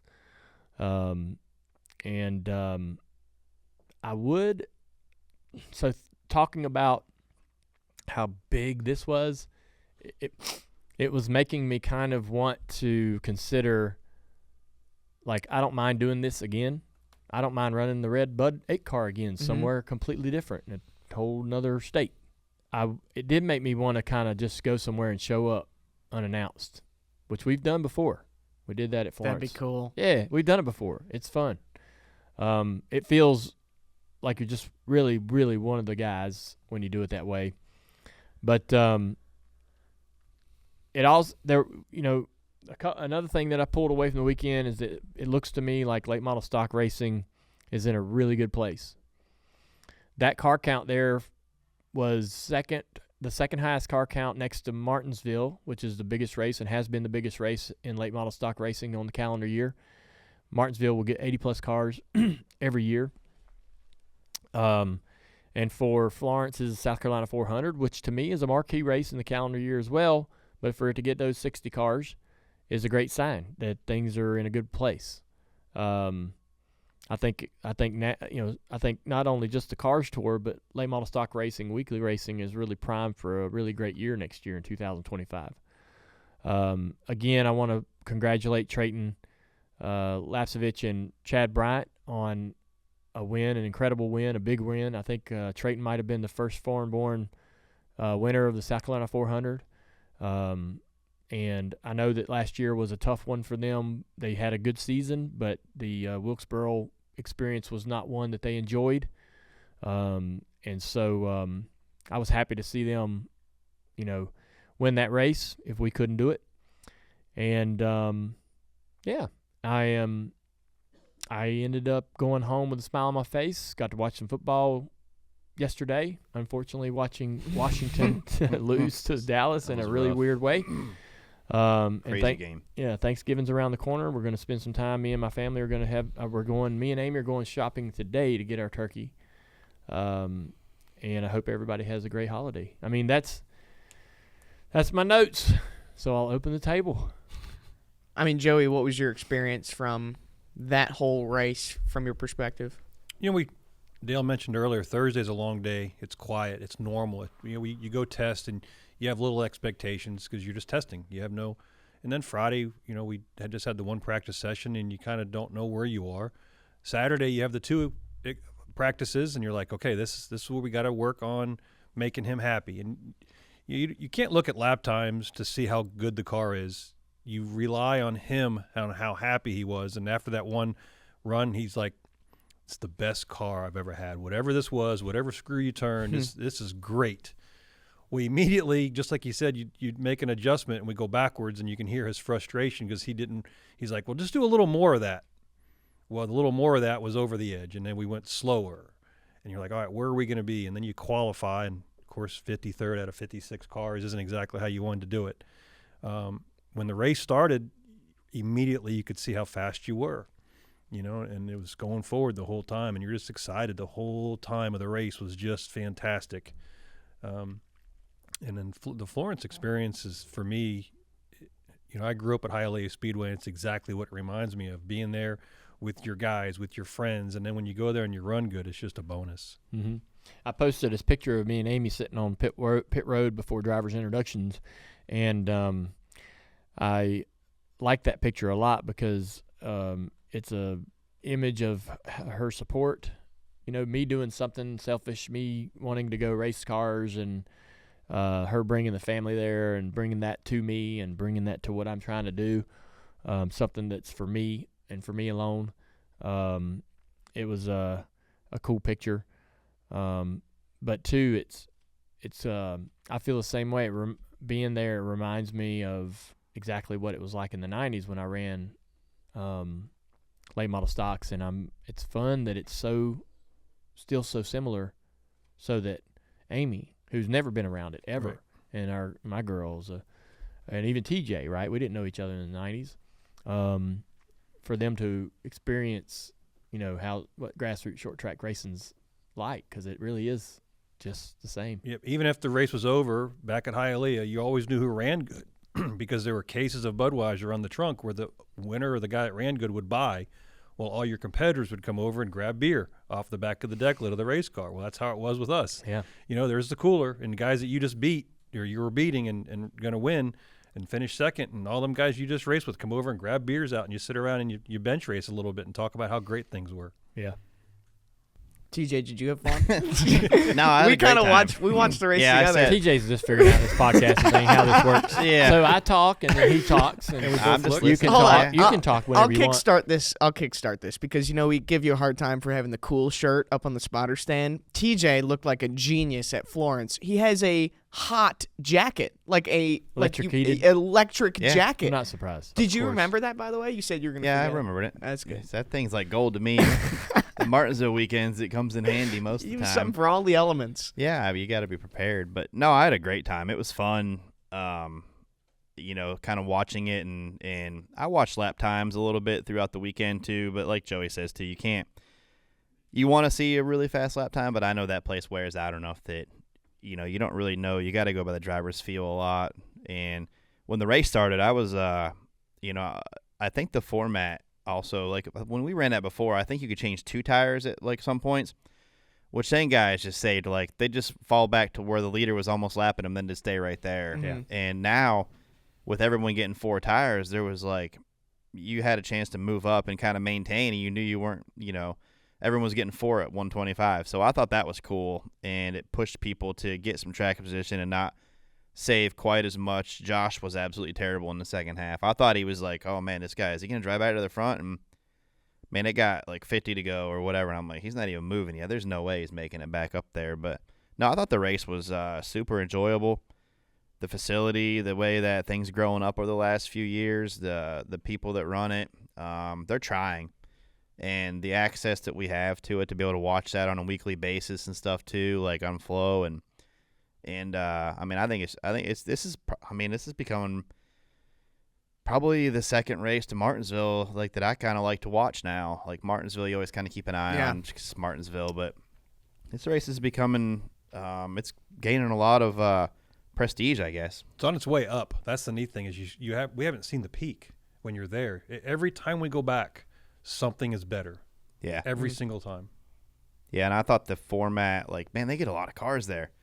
And, the race was good. The race was awesome. Had a little bit of chaos in the middle there. Had fight. A little fight in there. And so, did you know anything I had that was no going idea. on? Yeah. So there were a couple times where the wreck started right around me. Yes, you were close to a lot of them. Yeah. Yeah. And so the big one was right there next to you, I think. Uh-huh. Yeah. So we were. Yeah. So we were in the middle of 3 and 4, and there was a red 2. I know the guy's name, but there was the red 2's on the outside of me, and he's struggling a little bit, and we're all of us are Pierce? like, he missed the race, I think. Oh yeah, he did. We all were trying to. So when you see somebody struggling, everybody's like, get by him, hurry, Yeah. get by him, because that guy's gonna try to fill the next hole on the bottom, and then he'll get rooted up by some. It's just this process that's kind of funny because we're all like, it's like a bunch of guys trying to shove into a revolving door, and and every one of us is trying to like take advantage of not only get by the guy that's struggling, but how can I also pin someone behind him and get by a couple cars, right? How can I make this good for me in multiple ways? So I'm trying to get by this guy. He's on the outside. He's fine. I'm going to roll through. The guy behind him that we pinned someone behind him. He got impatient, I think, and turned that guy a little bit, or he got 3 wide or something with that guy. So now I've got somebody on my right rear and then the 2's to my outside a little further up the track. Connor Jones popped me in the bumper in the middle of 3 and 4 and slid me up a little bit, and I got right rear hooked by the guy in the middle, and that guy hits the 2, and the 2 wrecks. Oh, so you were right in the middle and of this I'm like, hey, did I just cause a wreck? And I'm mad at Connor, so I brake checked Connor into 1. I wish he would have knocked his damn radiator out. And in the moment, it's funny because in the moment you're way madder than you should be. Every time in your race car, and this probably happens in other moments, people may be able to relate to this, but something happens on the track, and your anger is way more than it should be. And so there's like this really brief, like 30 seconds where you can make some pretty stupid decisions, and then you calm down, right? But that was the moment when I tried to brake check him and knock his radiator out of his car, but he was smart. He saw it coming. But then later, he saw it coming. Well, I guess. He didn't hit me. Yeah. And so we're running along again, and I'm passing Butterbean, and in front of Butterbean, I believe, is Austin Green. It was one of the 23s. Yeah. There's like 3 of them. Yeah. So there was Honeywell, Leyland. Yeah. He was in one, but I think he was mid-pack or further back. So Austin qualified really good. And so great little young talent that I think a lot of people need to pay attention to, Austin Green. But I had been working on him. I was just getting ready to pass him or get up underneath him, and the caution came out, and they went back to the lap before, which I had Butterbean, had just passed Butterbean, so they put Butterbean back in front of me. We get the restart, and we get going again, and I get right by Butterbean, and Butterbean's on my outside, and I had this my car wrapped around 3 and 4 beautifully. I mean, telling you, man, that was the magic to this car. Was what it did at the 60 to 70% point of the turn 3 and 4. A lot of times there, the car is really tight and the front pushes and you push wide and then you shear the back tires on throttle. But this car was wrapping around really tight so I could drive up off the bottom of the corner. And what I would do is I'd get the guys' bumper covers and push them, and it would slide them sideways and they couldn't throttle. And I'm throttling up by them, and by the time we got onto the straightaway, I'd be right on their left rear quarter panel. And so I'm doing this to the 23, but he's also got Butterbean right on his outside right rear. And I get to the inside of the 23, and he moved up and wasn't clear, and to Butterbean turned him into the outside wall. That's what started the big crash on the front straightaway, I believe, that blocked the track. The 22 that runs fifth is in this wreck sideways on the front straightaway. The red and white 22 car, Nelson owned car. And so I mean it was an altering moment. Like, you know, you don't love to see people get their stuff torn up, but there's, you know, if you're in a 40 car race, you know, there's bound to be some big crashes at some point. And I guess Mason Diaz body slammed Connor Jones. Yeah. So Mason Diaz has had some issues with Connor in the past, and I know Connor's been in the headlines here lately with a lot of things, but yeah. So I don't know. I guess they were Mason got turned around or something by Connor into that wreck. Then he got shipped later on in the race, I believe. Yeah. Down in turn 1. Who? Connor. Yeah. Yeah, something happened. I don't know. I didn't see what happened. Yeah. But yeah. A car hit a parked car, a street vehicle. Yeah. Wait. In What? Turn 1. So down in turn one. Because Down over the hill. Yeah, there's no 'cause walls. no wall. There's no walls, and they had so many people. They were parking cars out there. I heard that there was like a flatbed that was parked out there for a while, and they you can't park here. You have to move your car. Yeah. Wow. But some kind of a red, sedan got smashed. Yeah. Wow. Hey, the owner of a red sedan. Your we car's got bad totaled. news. Yeah. Yeah. Yeah. Wow. So yeah, there was a lot of action in the race. It was fun to watch. Connor Jones wrecked a parked car too. Yeah, you're not even safe on the street from Connor Jones. Yeah. He's not.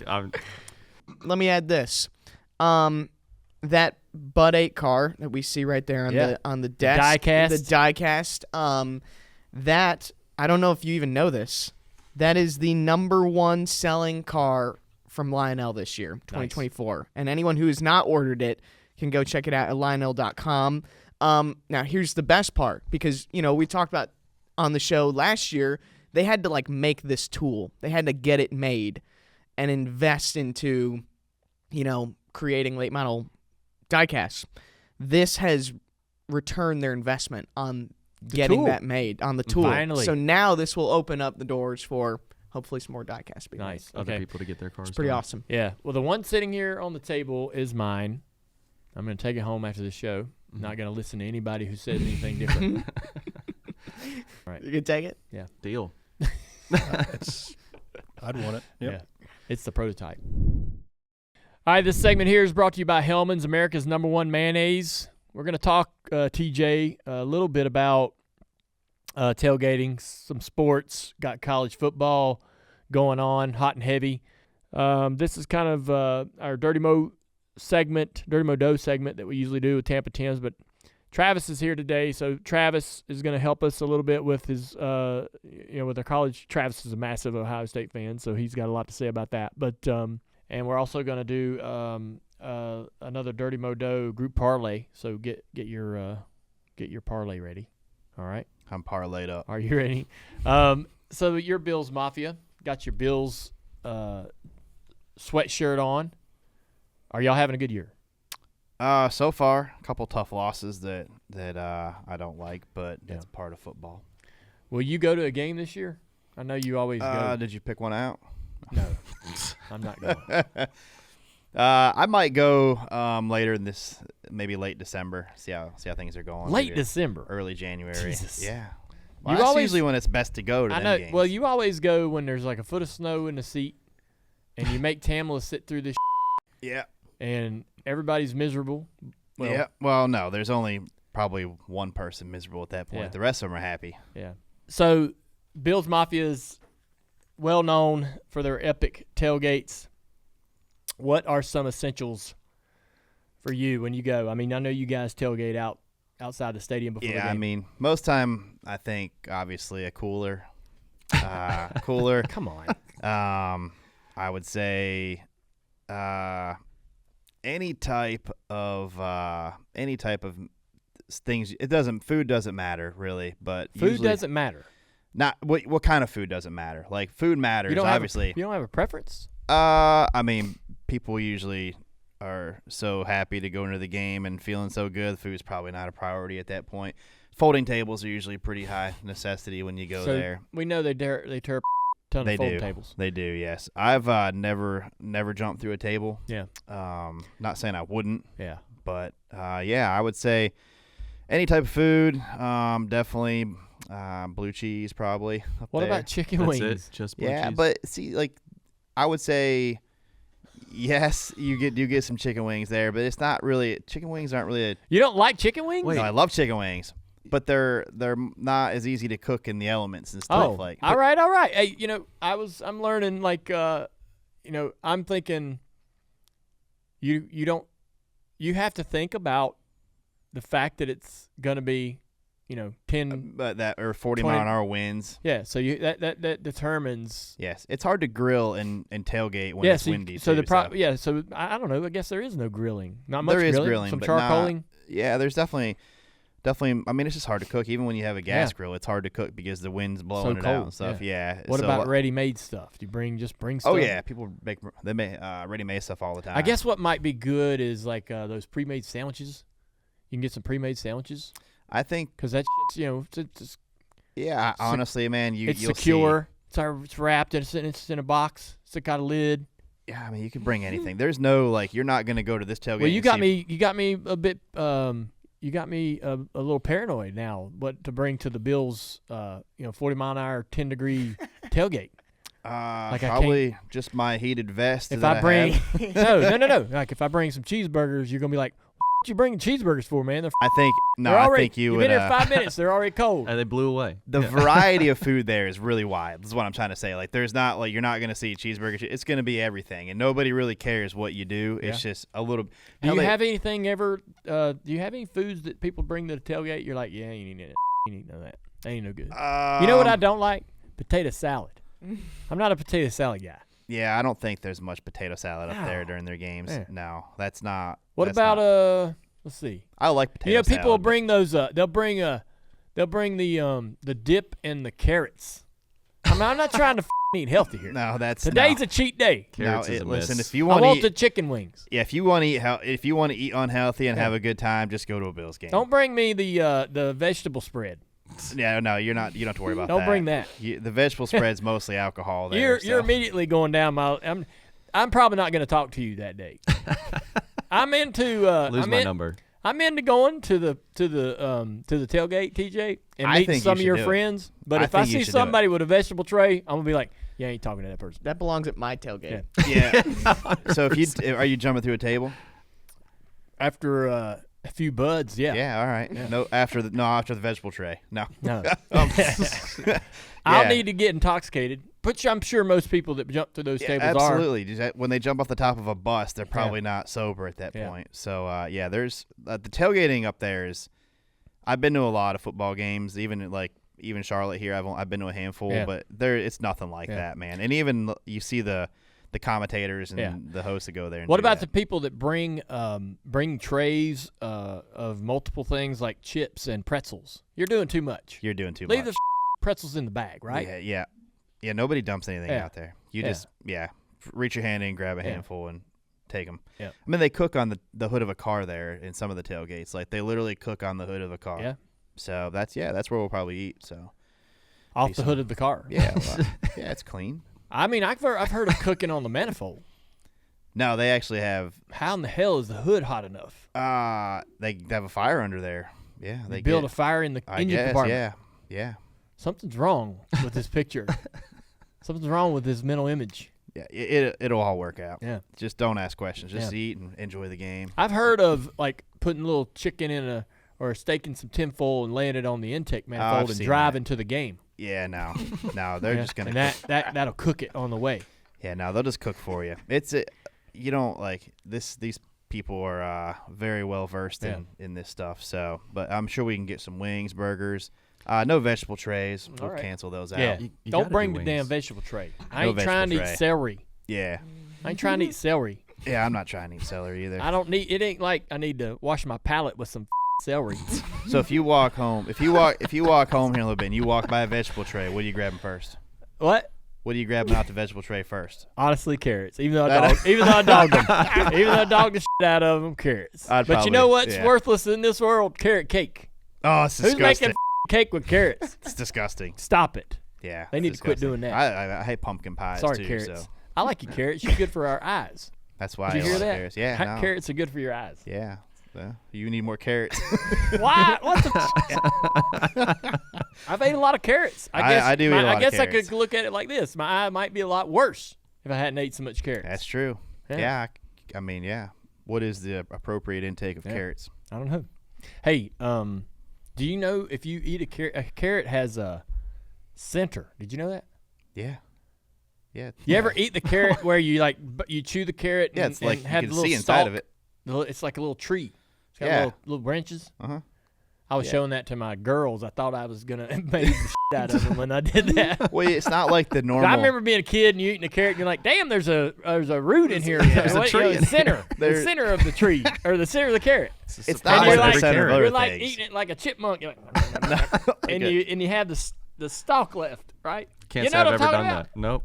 Oh my God! Say I've ever done it. You got to try it. It's fun. I'll give it a whirl. What do you call the little corns? The kid in you is gonna love this. Oh man! What do you call the little corn things? I mean, did you eat your corn on the cob? No, the little ones, the ones you're supposed to eat the whole thing of.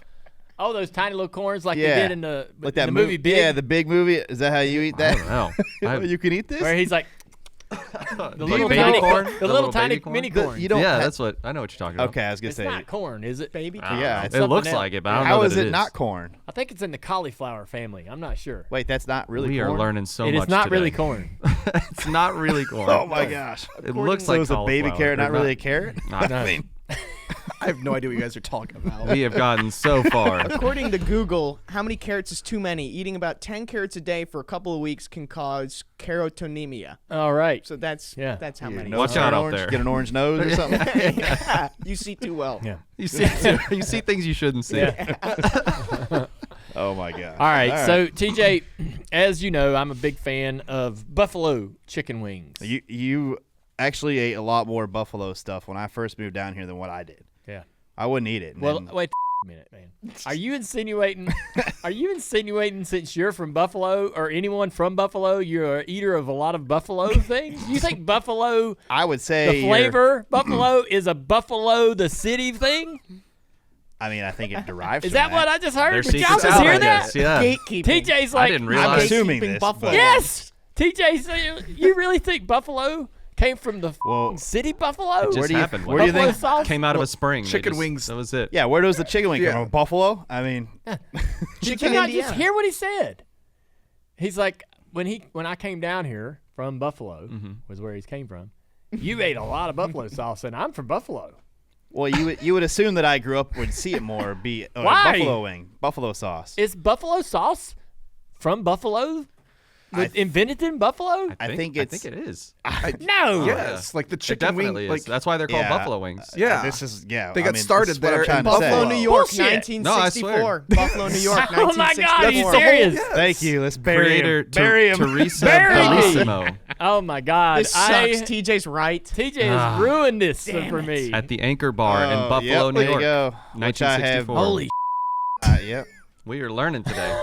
Carrots and buffalo wings. So I'm here we're for on that. one. Sorry, anytime you want. TJ, your value in this show has just now been realized. I mean, We were waiting, wondering when it was going to happen, but There now it is. finally.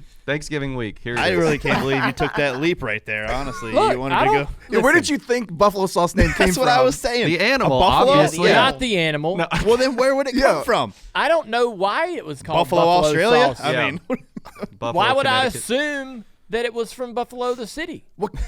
Why else would the name buffalo be wing. in it? No, the buffalo It's wing. not like barbecue sauce, generic. Buffalo. No, it's- like hey, I think they got lucky that it was named. As much as I liked it, I'm surprised I'd never heard that it was. oh, you ever had them Created- you ever had them Dallas wings? I mean, Yeah. they're great. I mean, right. They're good at first, but they're never good morsel later sauce. in the year. Yeah. Well, hey, I learned something new. yeah, I learned that you liked buffalo sauce when I first moved down here. I Though. love That's, but It's then the best. I actually turned into it, and I love it now too. So, Yeah. thanks for that. I wonder if I had known when you moved down here that buffalo sauce came from Buffalo, whether that would have changed our friendship.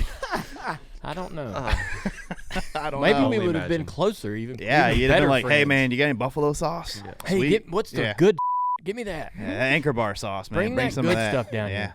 Yeah, Damn it! All the opportunity I missed. you did, man. Think of it, man.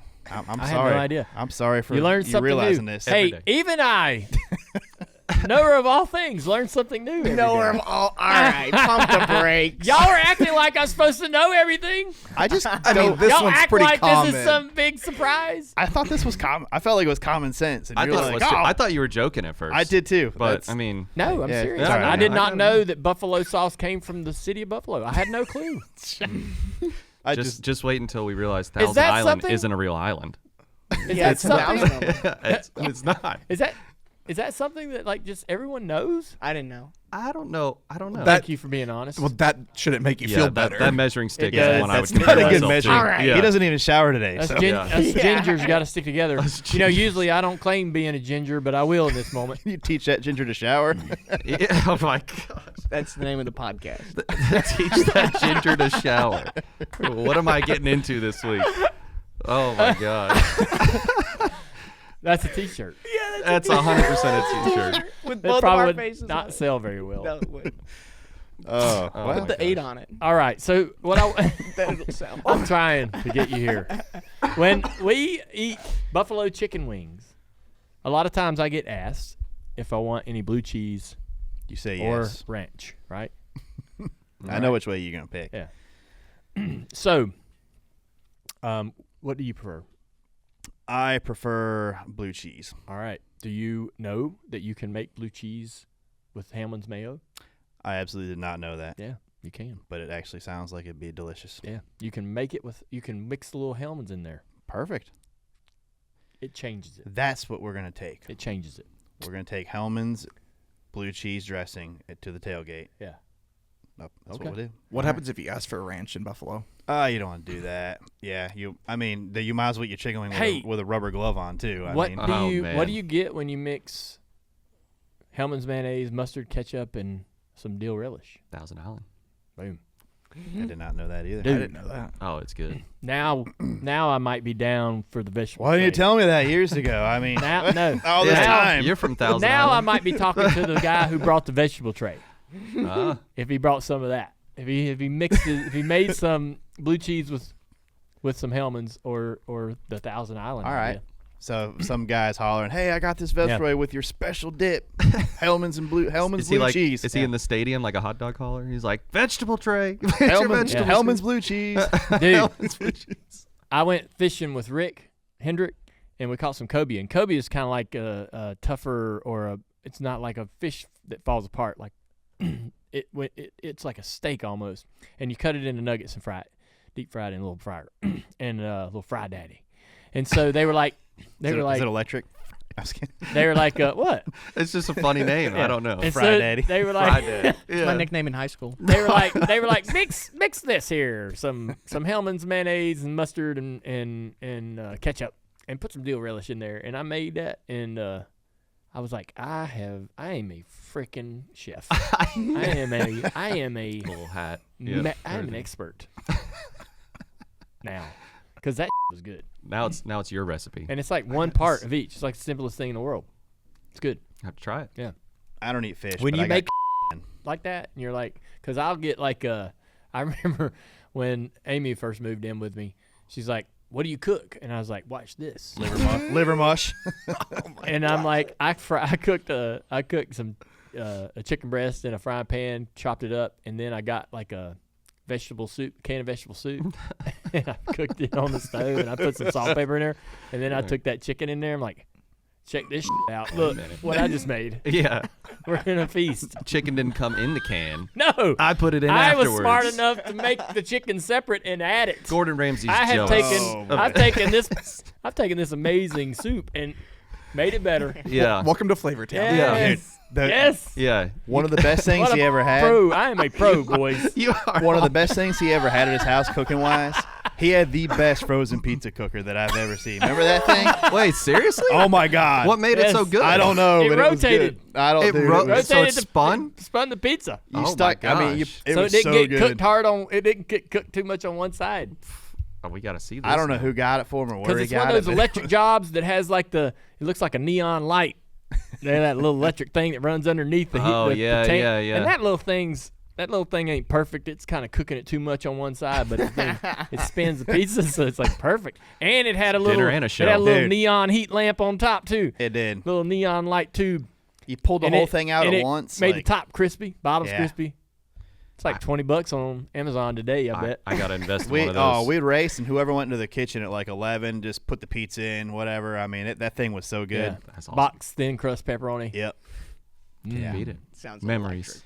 Some of your best. And that's your man, best chef work. Dude, in my mind, I'm thinking about those pizzas we used to eat when we was gaming all night, and I'm like, those things were so good. They and were. I go to the store and buy one, I can't get them. and I make it, and I'm like, this tastes like Yeah. What was I thinking? No, Yeah. this ain't nothing like it was in my mind. Yeah. What happened? I love Cardboard. frozen pizza still. Yeah, but I'm telling you, this thing. Some Ain't Red the same. Baron. Oh, Yeah. Do you cook it in the oven? yeah. It's terrible. No. It's not as good as what this was. Nostalgia. Not even close. Well, I'm not. tastes different. But it's still frozen pizza. This Still is good. like the epic steakhouse of pizzas here, like disagree. in Mooresville. When's the it's last time you different. had one? Been a while. I had one yesterday. Yeah. Sorry. No, I was. I Times think are tough, huh, Travis? That's what I needed. My theory is if you quit for 10 years and then had one, you'd be like, "Bleh, what the is this?" You'd be like, this ain't good. I Yeah. remember these being good. He's out of pizza shape. Did you have a vegetable tray too? No vegetable No. tray. Nice pepperoni pizza. I'm telling you, this thing that cooked this thing made a difference. It did. Because Because we tried it in other Oh, we it's not tried it even in close. other cookers, and I'd be like, get that son of a bitch back out. Yeah, Throw this one away. This ain't Yep. good. It didn't do I'm it. telling it you, didn't this do thing it. was It was amazing. magical. I've It got to was. see this thing. It's gone. Oh. Yeah, it's terrible. Well, I'll watch a YouTube video or something. we on just it. talk Alright. about it now. R.I.P. Yeah. to the Some pizza things, cooker. man, just work really good. You remember the Foreman grill? Oh, of course. Those things cook a damn good steak. There was one Yeah. problem with it though. Yeah. There was no on-off switch.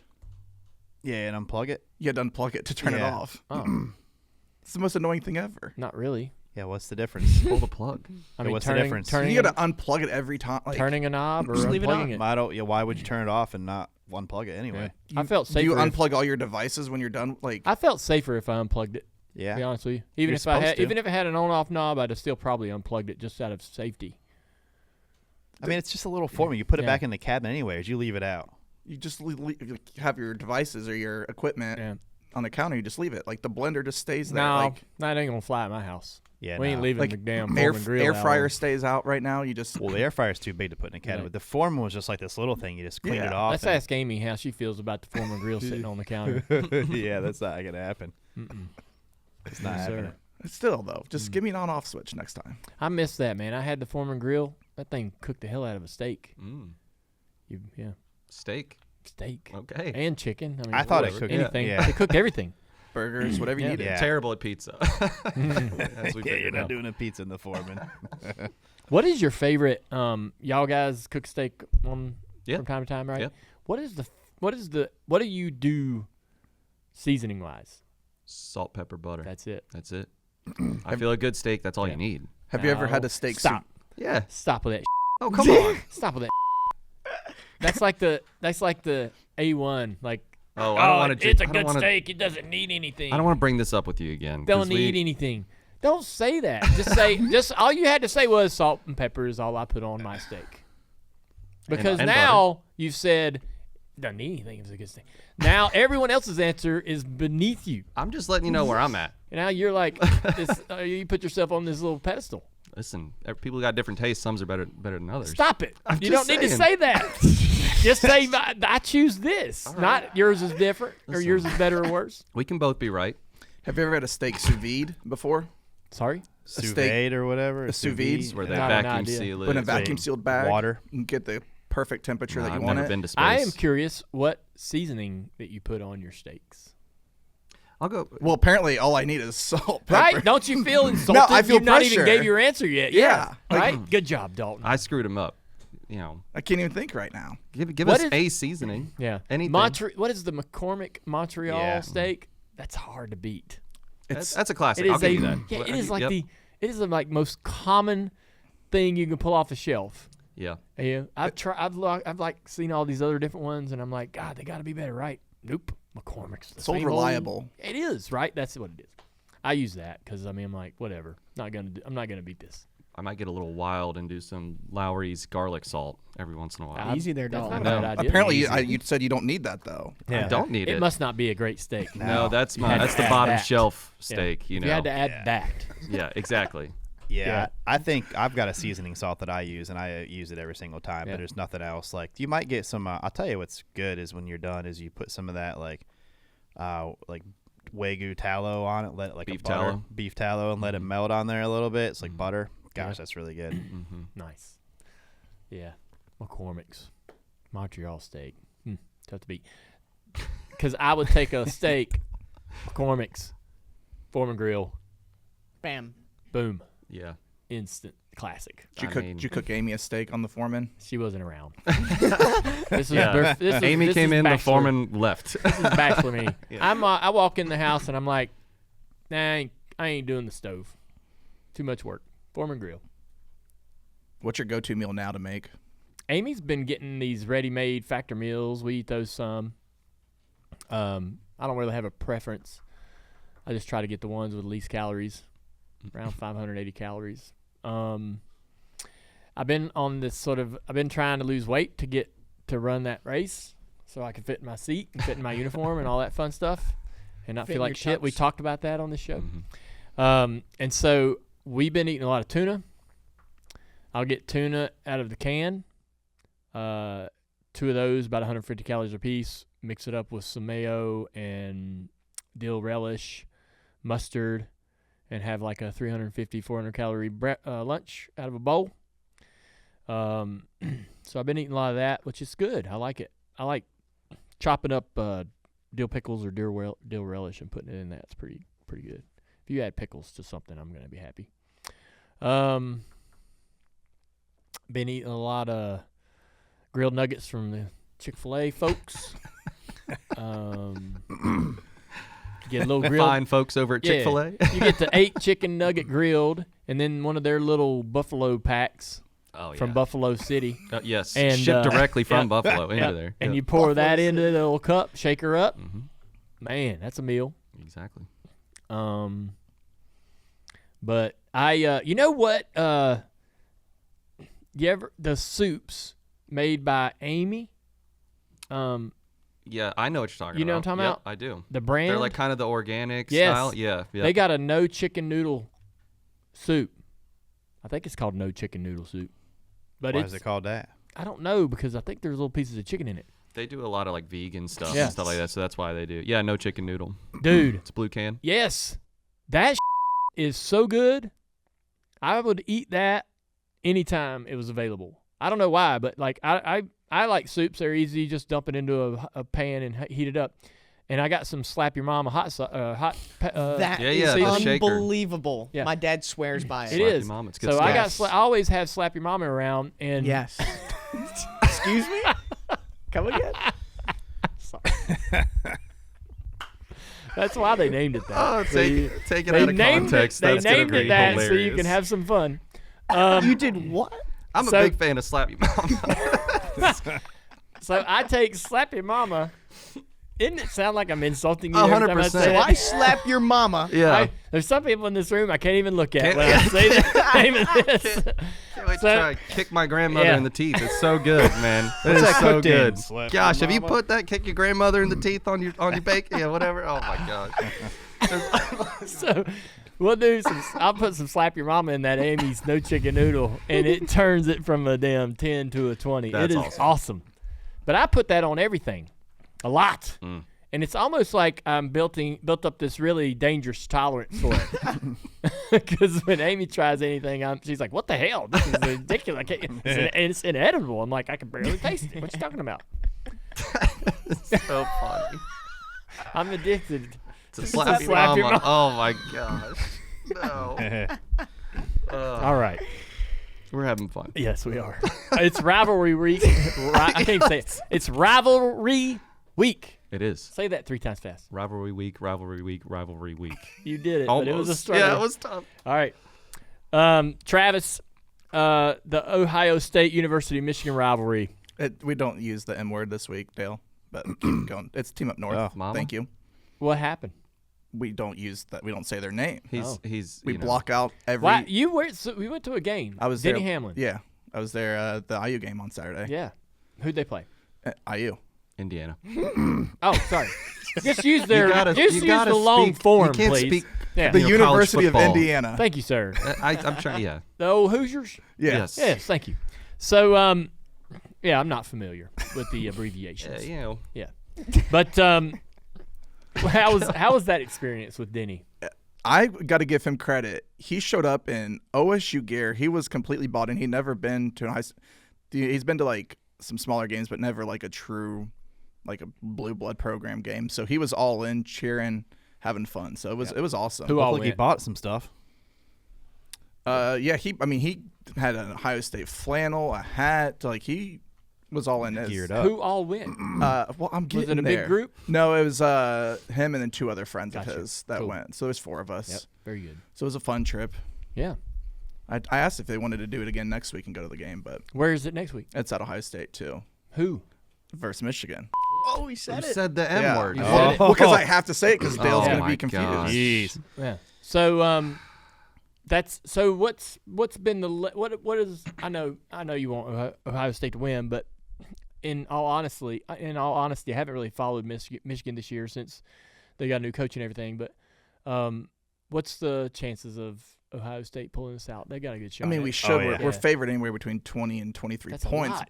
But the thing is, though, there's been games where you're supposed to win. Like anything can happen in that. Like when it's a rivalry, throw the records out, and so like. I did a 25 prop parlay on all the favorites and got 20 out of 25. Wow. So yeah, It's like crazy Alabama how that lost. It was devastating. Devastating. So like right now, I'm calm, but as the week progresses, You don't seem very. This calm. is like qualifying for him. It's Yes. like the week before he He's got gets the into yips. it. He's he'll got the get yips or shakes whatever you going call into the those, game. yeah. Yep. Yeah, you look and sound extremely nervous. Well, I think I'm still also recovering. So it's like recovering plus Recovering from. the weekend. You're so nervous. Oh, I am. You're nervous. He has that You're brown- not. brown You're bag recovering flu. from being nervous. No, from having fun on Saturday and Yep. now. Did I'd be have- nervous too. And the don't thing worry. is, though, I can't even Do enjoy. you have a fun hangover? Oh yeah, Yep. but I can't even enjoy that win because this win on Saturday doesn't mean anything if we lose this Saturday. Yeah. Like this is the season. Like you can't lose to them, No. especially since they cheated for 3 years. So we're just Stop it. They did, There's no factual evidence. Yeah. but there is. Oh, there is. All right. My question for you though is, so it's rivalry week. Yes.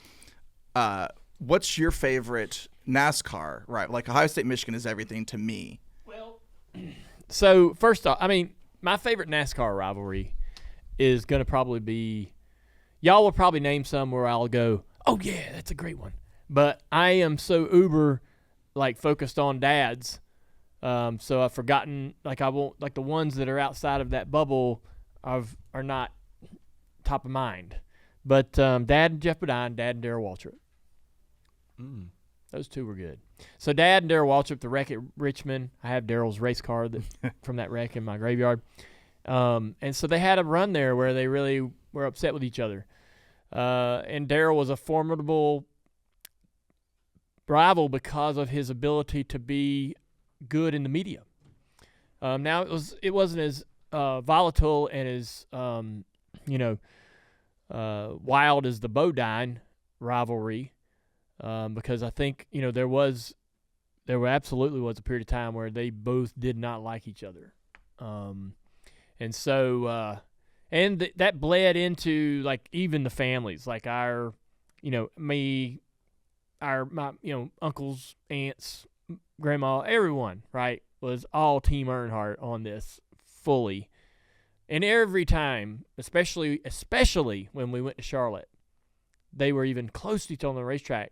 It wasn't like what might happen. It's like what you knew there was going to be something. You knew it, and there always was. And even there were times when you're like, "Damn, y'all didn't even have to do that," but they couldn't stop it. They hated each other or wanted just to screw each other over so badly. And it was more Dad than Jeff, I think. Jeff hardly instigated it, but Dad was always one that Dad would run into anybody if he wanted to, right? He didn't have a lot of, self-control. TJ, what about you? Honestly, I think those are really good ones. I wish I didn't get to live it kind of like what he did, which I think that'd been awesome to be kind of live it, looking back at it now, just to kind of be a part of it and see it happening at the time. I don't know. I kind of came in. I think the rivalry between like Jeff Gordon and your dad was big for a lot of kids. Whenever like I was pretty young or kind of young when that started happening, and I thought that was really cool because you were either one side or the other. You know what I mean? Every race, it was either you were a Jeff Gordon fan or a Big E fan. And you just kind of there wasn't. I mean, that was it. So I thought that was kind of cool to watch, and it was kind of like a rival, also kind of like mentor as well. I remember there's times, that time Jeff went out to qualify, and your dad's like, you shouldn't run right here. And Jeff goes out there to qualify and wrecks, and like it's like, man, that guy's smart, but I thought that was a really cool time to kind of witness and be a part of. I wish Denny and Ross hadn't buried the hatchet and kept theirs going. Yeah, but they're playing nice. Like I wanted that to keep going. Maybe it will. I hope so. We still got a chance. There's still a chance. I'm hoping for it. Yeah. We could just will it into existence. Mm-hmm. Could. Plus we have some, we're close to Denny, so we could probably inadvertently put it in his head. Yeah, but I think Ross is trying to play nice. Yeah, but we could tell him some shit. Yeah. Get Denny to start it. I'll edit the podcast and make it sound like he said something. Get in his ear and be like, "Hey, man." I don't want to name any names, but Ross is up. Yeah. I can't believe you let that happen, man. Can't believe you took that. Yeah. You know why that happened? Because you let it, Denny. We could be, we could just like constantly be like, "Yep, man, I can't believe you just folded for Ross then." Gotten soft, man. So this is over. You just kind of let him win. The old Denny. He's like, "What do you mean? Let him win?" We could just keep that going, and eventually in his head, he's like, "I'll let him win." Just gonna lay there and think about it. Yeah. Yeah. I mean, I don't know how Denny sleeps. That's what I mean. We could will it into existence. All right, well, let's get that going. And you have very close connections. Yep. I'm on it. You could have done that a couple times, maybe once a quarter during the Ohio State-Indiana game. Man, Indiana's a little bit. Indiana's getting their ass kicked like you. Versus Ross. When it was you and Ross. Remember that thing y'all had? Remember that thing where he got the best of you? I was too locked into the game. Do you still check your closet for Ross at night, Denny? I mean, Ross has got a pretty good punch. We're already halfway there. I mean, we got the rivalry's almost back. Yep. Right? I feel it. All right. Any other rivals? I like Tony Stewart versus the media. Yep. Yeah, that was sound good. bites. Yeah, for sure. I liked the Robbie Gordon time when you and him got into it a little bit. That was kind of fun. You had a couple little ones. Yeah. Kyle Busch for a little bit. Yeah, Richmond and I all did that. not enjoy that. Mm-hmm. I think Kyle Busch rivaled everybody. Well, that was it was him versus the field, pretty much. Yeah. The one that was there were a couple that were, albeit brief. I mean, most of the rivalries in probably the last 20 years were relatively brief, comparable to like what it was like in the 80s and 90s. That some of them were career long, but some of them, let's talk about some rivalries that were maybe not so great or kind of pointless, like Newman and Logano. Remember they had like a 2 or 3, 4 week deal? Remember I just saw a clip of this the other day where Newman and Logano were in the garage, and Logano's like trying to literally just be like, talk to him like, why are you racing so hard? And Newman's like, don't touch me. Learn to drive. And I'm like, these two are like having two completely different conversations there. It's really funny. Yeah, that was always a good one. Yeah. There's some inter-teammate ones too. Like there was Jeff and Jimmy for a little bit. You had Carl and Greg Biffle. That whole fake punch thing. Remember that? Matt. That was Matt. I'm sorry, Matt. You're right. I'm sorry. Yes. That was weird because that was teammates. Was weird. Yes, that's what I'm saying. Like you had him on teams. Yeah. And Carl doing the fake punch. Wild. That was like what a wild. That was like high school playground. That was shenanigans.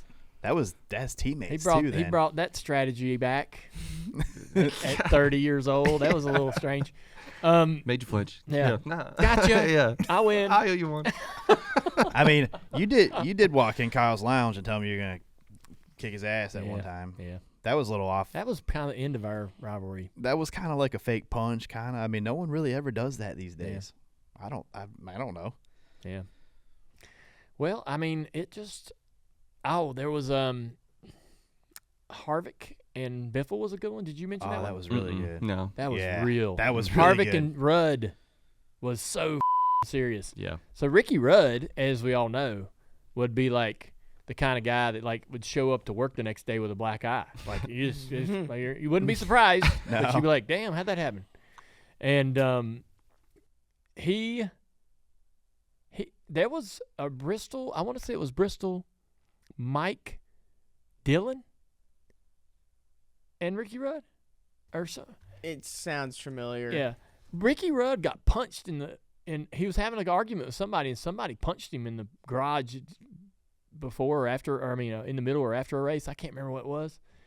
And I'm like, damn, Ricky Rudd is like he'll get in the middle of some stuff. I ain't scared. And then him and Harvick was when they were smashed side by side at the end of the road at the end of the race at Richmond that time, and Harvick's out of his car and they're hollering across the top.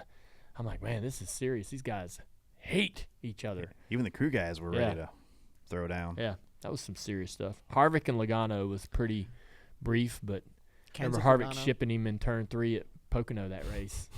Harvick and Kyle when he shipped his car all the way in the pit road at Darlington. Oh man, yeah. That was one that I was really happy to see. Well, Kyle, that's fun to hear. Well, no, I mean, I guess is like when you're you line all of the Cup drivers up right on a wall, and you get to pick who the guys are going to rival, right? Would you not pick Harvick and Kyle Busch 100% to have a rivalry? Yeah, to see who would get the best of who, which volcano would erupt the most. Yeah, almost because they were really both at that point, especially two kind of really volatile guys. And both guys, especially Harvick, like he walks in the garage and puts Carl Edwards in a headlock, right? I mean, who of all does people. that? Yeah, right? No one. Yeah. So yeah, Harvick does Harvick puts Carl in a headlock. He jumps across the roof of Biffle's car at Bristol. He's crazy man, unhinged at times back then. He started the Texas Brawl. That's right. Oh yeah, Harvicking. pushing Brad. Yeah, Harvicking. Harvicking. Yep. He's I'd say the repeat offenders are probably mostly Kyle and Harvick. They were probably the most. And Logano gets wrapped into a lot of people hate Logano. Well, because he like he doesn't start the rivalry, but he's been in a lot of them. Yeah. Well, maybe he started a couple. Kenseth Logano. Yeah. Yeah. I will say, man, when you're talking about rivalries, especially the modern ones, it's hard to articulate exactly how it begins, who's at fault, who's right and who's wrong, and because they all kind of weld together, or it's murky. It's kind of like not a clear picture or an image of all that stuff. Like Logano when you look through the field of cars, Logano's had a run in and a conversation and out of the car moment with a lot of guys, right? Yeah. Yeah, for sure. Yep, There's been a lot of them. Chase and Harvick there for a a little bit. Oh yeah, Chase and Harvick were had good. That was a good one. For like 2 seasons, because I remember it was like Bristol. He was blocking for Larson, and then the Roval when Harvick spun him, and then Mary off season. Mary off season, yeah. Mary off that was season. a good one. I wish that one was still going on too. Well, Harvick's retired now, but yeah, Denny and Logano was a good one. Denny and Chase was a good one. But again, those were like Martinsville. Brief. Yeah, those are little moments. One race rivalries almost. All right, so we want to do another group parlay. You want to dive into that? Yeah, let's do it. So Dirty Modo is a we've had that Dirty Modo podcast, and on our Dale Jr. downloads, we've done some Thursday night football parlays. We've not had a lot of success with that, but hopefully everybody out there is just betting small units and playing along and having some fun. I'm certainly doing that, especially when TJ and all these other guys are putting their 2 cents in. I have to help TJ with his prop from time to time. You have one today, actually? We said we could choose just games. Did you bring your own thought to this is what I'm asking you. Yeah, I'm looking at the stuff right now. Okay. Yeah, I have my own thoughts. All right, so I got to give him a hard time, man. All right. You too, Andrew. Did you bring your own thoughts? I have a thought. Okay. One singular thought. Yeah. Up in Y'all are going to clown Bouncing mine around. because it's not going to be a popular one. Uh-oh. Oh, is it yours? We're going to build a group parlay. It can be any sport, right? Oh, Yeah. Well, football. I thought it was football. Okay, college football, College, NFL, player prop. It can be money line, whatever, right? All right, Travis, go. Give me Carnell Tate, Ohio State receiver, over 46.5 receiving yards. You're going to lose now. You can't bet. I don't bet on my own team. You don't bet on your own team. Ever. You just jinxed yourself. I No. never do that. Wow. That's Yeah. an I L. want to this That's an L. How's that an L? It's over. Oof. Yeah. He said Michigan on the show, too. Yeah. All right. I like it. The guy knows his team. I'm feeling confident about that choice. They're going to double Jeremiah Smith. He's going to get single coverage all day long. Do you know what the odds are on that? Minus 114. Zero now. Damn, dude. You're not even getting the alt. You're not even going to the alt side, like a safer. We don't need it. Okay. 46.5 over 46.5 receiving yards. Yep. For Tate, Ohio State. All right. All right. Let's go with Andrew, and we'll save you, Dalton. All right. Give me on Thursday the Green Bay Packers money line over the Miami Dolphins minus 176. Go Pack, go. Man, I thought we were friends. All right. Whatever, dude. All right. I hope whatever sport you I'm watch. gonna have give to bet mine on this, now Dalton. because I'm right there close to you. Commanders versus Titans. I'm going with Washington on the money line. How are you doing after Bad. yesterday? I just vibes are not good. Yeah. I mean that Washington, that was bad. Well, what would you tell the kicker? Oh, he's fine. I mean, I'm not as much mad at the kicker. It's really where the offense was. Where was the offense for the first 3 quarters? Good We point. went out there and scored both teams I think scored 41 points or something like that in the fourth quarter. We all of a sudden could just move the ball at will. It's just what's going on? What is the key to unlock the offense in the first 3 quarters where we were very effective for the first 7 games or so of the season? Kicker had And yips. I'm not worried about the Yes. kicker. I'm just saying it doesn't Yeah. matter. No, for sure. He can't even get an extra point if we can't get down there and put a ball in the Yeah. end zone. So it was pissy, man. But That's team sport. Yeah. I mean, you can't just rely on him. hey, I'll say this. I got to remember where we were a couple years ago. We got it. There's good potential, good things to happen in the future. We're maybe I have to kind of tell myself maybe I'm expecting too much too soon here. Just let it play out. I hear you. But anyhow, Dalton, go.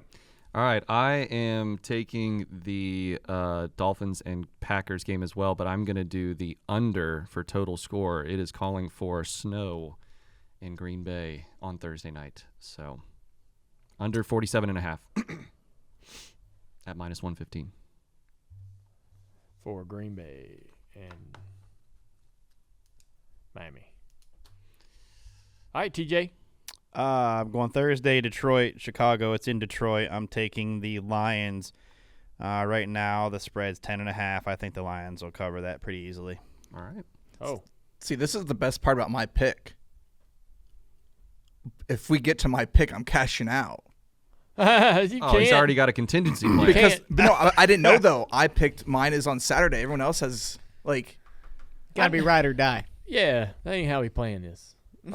The hell we are. If we get 3 legs in and we're good and there's 2 left, okay, cash out option. All right. So you said yours, just yours though. All right. So to gather it all up here, TJ's taking the Lions spread at 10.5. I'm going to take the Commanders to win outright, and Andrew's taking Green Bay on the money line as well to win outright against Miami. Dalton is going with under the total score of 47.5 at Green Bay and Miami. Try to get that quick because if it is a snow game, that number may drop. And Travis is taking Tate from Ohio State, 46.5 receiving yards on the over. And that's the plus 1,300. It's a big bet. Might plus 1,300. Plus the total parlay. 1,304 is the exact bet. All right. I'm still going to bet a single unit. Mm-hmm. $5 would win you 65. I love that. Hey, Black Friday. My unit is $5. So let's get it in there. Plug it in. We want to take a moment to talk about a true kitchen staple and partner of Junior Motorsports for 16 consecutive years. It's Hellmann's Mayonnaise. They're the #1 selling mayonnaise brand. For over 100 years, Hellmann's has been creating mayonnaise that is not just creamy and smooth, but made with real, high-quality ingredients. It's that commitment to quality that makes Hellmann's stand out. You could be using it to make buffalo chicken dip for a game day tailgate or spreading it on your holiday turkey like I'm going to do. Hellmann's always delivers that perfect velvety texture and rich, balanced flavor. Whether it's an appetizer, entree, or dessert, you can find recipes for game day or the holidays at Hellmanns.com. From now until the college football championship game, we're going to be giving you tailgating inspiration with some great Hellmann's recipes. We're also going to be talking about college football. So check out the Scoop on Bowl Season, presented by Hellmann's own Dirty Mo Media, on all of Dirty Mo Media's social media channels. You won't want to miss it. Hellmann's, they are the secret ingredient that makes every meal feel a little more special. So next time you're at the store, grab you a jar of Hellmann's mayonnaise and taste the difference that real quality ingredients make. Hey everybody, it's Dale Jr. and we are here at the Dale Jr. Download in the Dirty Mo Media studio for another episode of Ask Jr. And thanks for tuning in. And TJ is here with me, and Amy is texting me because we're going to go shopping for our Thanksgiving turkey after this. So how much more do we have? I'm going to text her. We've got Ash Jr., and then we're wrapping the show up. All right, so after this. 20 minutes, you think? Yeah. Okay, I'm going to send her that text. All right. Co-signed. Oh, and then you have we've got some raids to do too, so maybe 30 minutes. Yeah, all right. No problem. But some behind the scenes stuff you guys are getting. Right so here. with the show today, look, wait, Steven's just texted me that she already went shopping. No problem. All good. But anyways, we got some great questions. Andrew's here, Dalton, TJ, and let's get to it. Yes, this first question coming from James. The booth lineup was announced. Yeah, that's right. How excited are you to get that going with Adam Alexander and Steve next year? Of course, everybody knows that I love working with Steve. The one thing I'll say about Adam is I've never really worked with him, but I've known him a long time. When I started broadcasting, most everybody in the NBC bubble was very supportive, of course. Always, giving me great feedback, and that was awesome. Outside of the NBC family, Adam was really one of the few people that constantly was texting me and just saying nice things and just being supportive, and for no reason other than just because he's a good guy. And before that, I really had no real relationship with the dude, so it just speaks to his character. When we made this announcement, I got a lot of text messages from people in the industry saying how much I'm going to love working with Adam. And so, of course, I'm so thankful to hear all of this because, look, I do enjoy broadcasting. Don't get me wrong. But I don't want to broadcast and with people that I don't enjoy being around. I don't want to do anything in life around people that I don't enjoy being around. And in a broadcast booth, you're really close in proximity. throughout the entire weekend with with those individuals. And so absolutely I want those relationships to be great. And it sounds like that is absolutely going to be the case, and then some. So I guess what I'm trying to say is I wanted to share with y'all that, man, there's a great respect and appreciation for Adam in our industry. And I'm so grateful and feel fortunate that we're going to have a lot of fun next year in those 10 races we work. So look forward to starting to get in the, process of prepping and making sure that we hit the ground running when we start our shows in June. I was going to say prepping. Like, I remember you guys would, a few races before your NBC season would start, you guys, like Rick Allen, Jeff, would all kind of pretend to call the race. Is that something you think you're going to do again this time around? I think we should. So one or two of those just to get a little vibe of, because and you've worked with Steve, but I've worked with Steve, but you learn people's cadence. You kind of learn. I'll learn how much heavy lifting that Adam wants to do, where he's comfortable with me coming in with what I want to add to the show, and it'd be good to get an understanding or a comfort there before we actually start working together, because the one thing you want to eliminate is the talking on top of each other. It's inevitable. It's going to happen, but you want to try to learn somebody's body language and their cadence so you can understand when they're when they're offering a break or an inch, allowing someone else to take over. Yeah. This next question coming from Al. At the banquet, what socks did you end up picking? They had skulls on them. Hell Skull yeah. and crossbones. Yeah, that sends a message. My tie had skulls and crossbones on them. And really? So it was just a complete theme. Yeah. Did anyone see these socks? Probably, yeah. Oh, really? Yeah. That's well, when you're that's fine. Oh, when you're in slacks are inevitably going to show your socks when you sit down. Mm-hmm. Yeah. Wow. Yep. Very exciting. Very exciting stuff. Yep. Cade wants to know, and we've gotten a lot of these questions. This might be the most asked question since Amy was on the show last week. And I don't know if you know the answer, but do you know what Amy's deviled egg recipe is? Yeah. You do? Yeah. So I can text her just to make sure. People are dying to know. It was all over the YouTube comments, getting tweets about it, Instagram comments. Everyone wants to know. TJ, have you had these? I don't eat deviled eggs. You don't eat deviled eggs? I don't like them that much, yeah. I think you're about to. I mean, I'll try it. Okay. If it's that good. I know Dale mentioned last week that they had soy sauce and wasabi and stuff like That's that. Right. A little bit of an Asian Yeah. kind of influence. Yeah. Didn't she say that? That's right. Yes. Yeah, we did talk about it last week.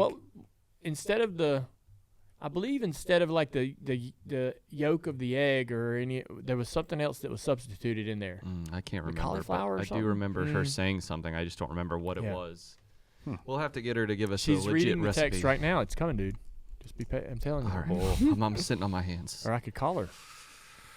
Put her on live. No. You think she'll like that? No. Well, you are live. Yeah.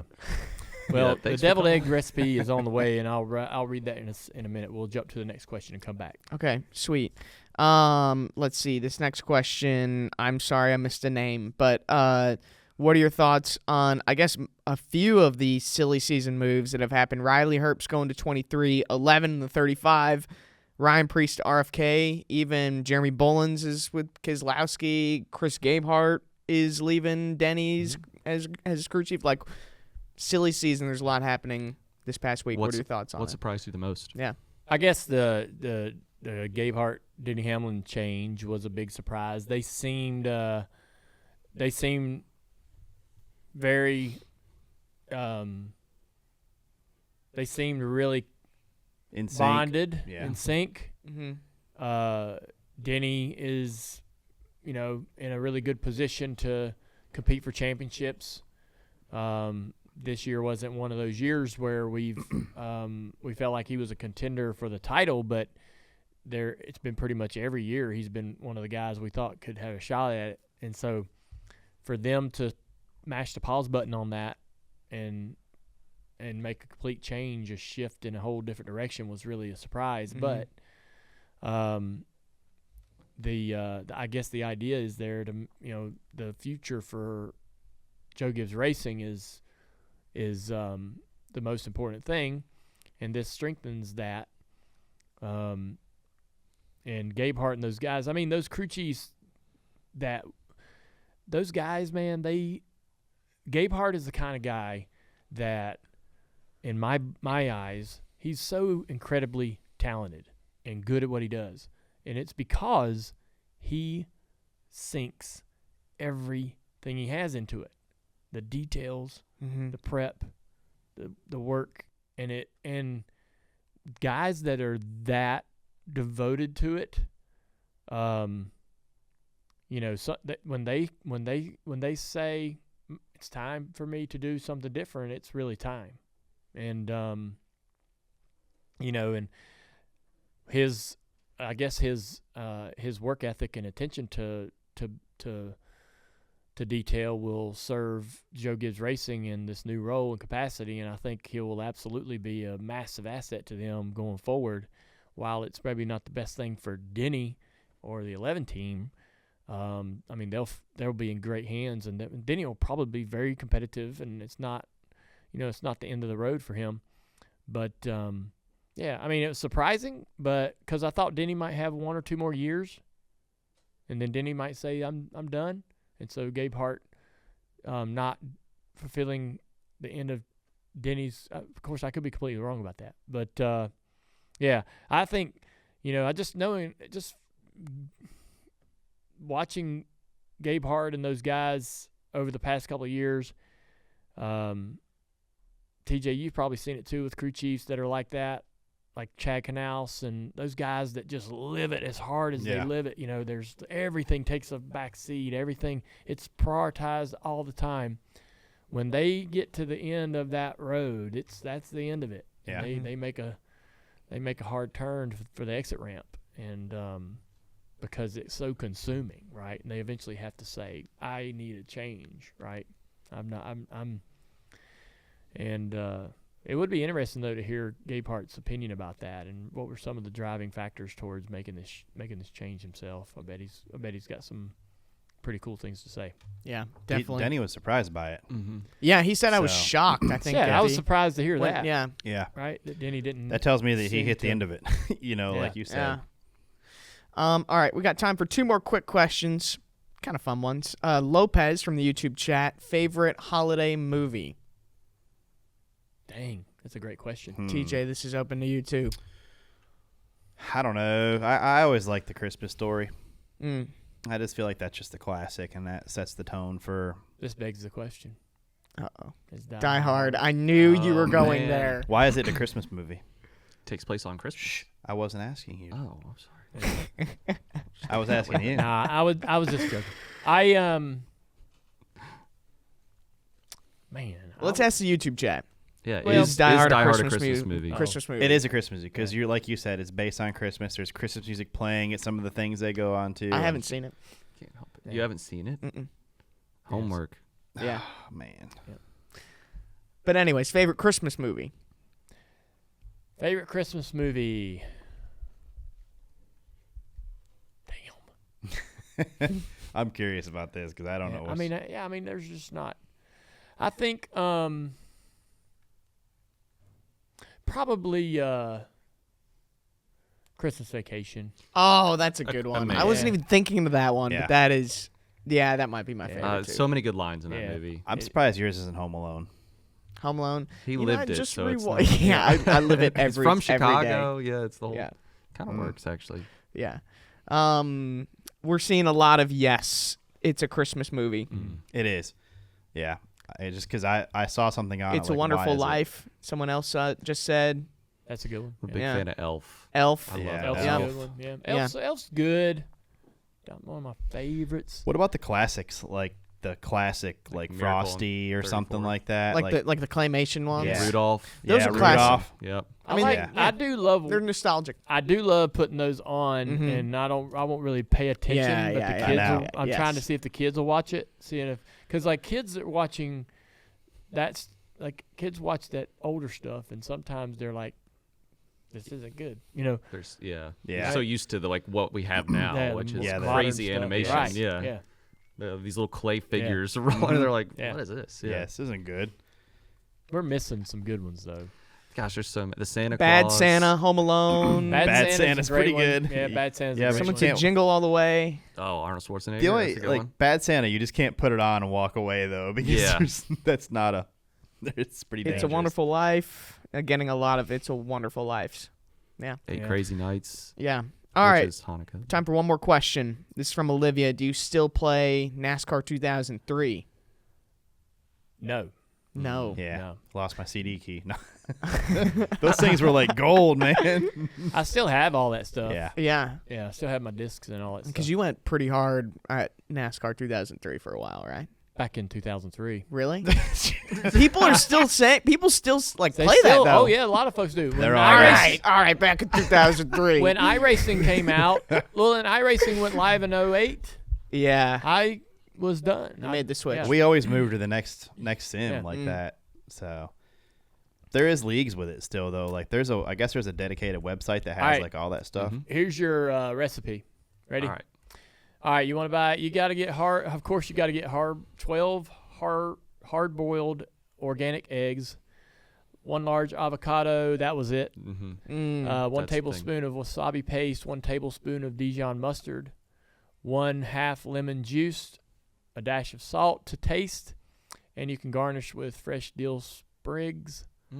Cut the eggs in half, remove the yolks, and place in the food processor. Add avocado, wasabi, Dijon, lemon, and you mix all that up until it's smooth. Add a small amount of salt, and then spoon the mixture back into the egg white. But before you put it in, put soy sauce in the bottom of the egg white, just a drop. And then when you put the paste in there, it sort of coats the bottom of the egg in the soy sauce.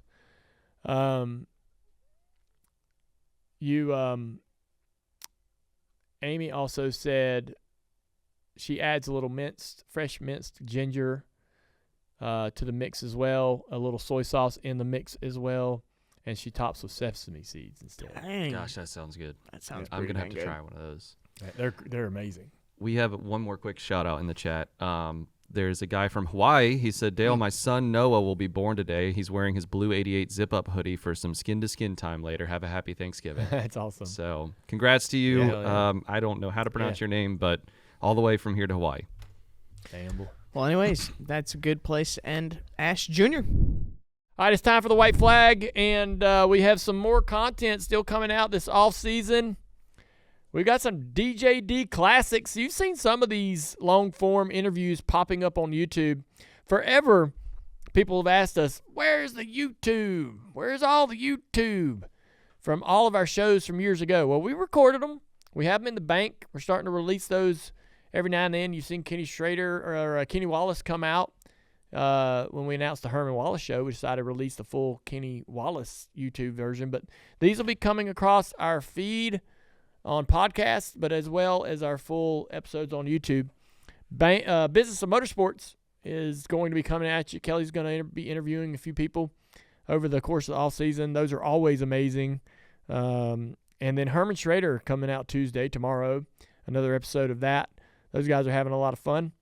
And so also Speed Street will be coming out with some episodes this off season as well. Keep your eyes glued to all of Dirty Mo Media's social media handles for all this content as it keeps getting developed and what we've got going on. We're going to have a lot of fun this off season. Again, great show today. Hope everybody had a lot of fun. Hope everybody has a great Thanksgiving. I can't wait to talk to you again.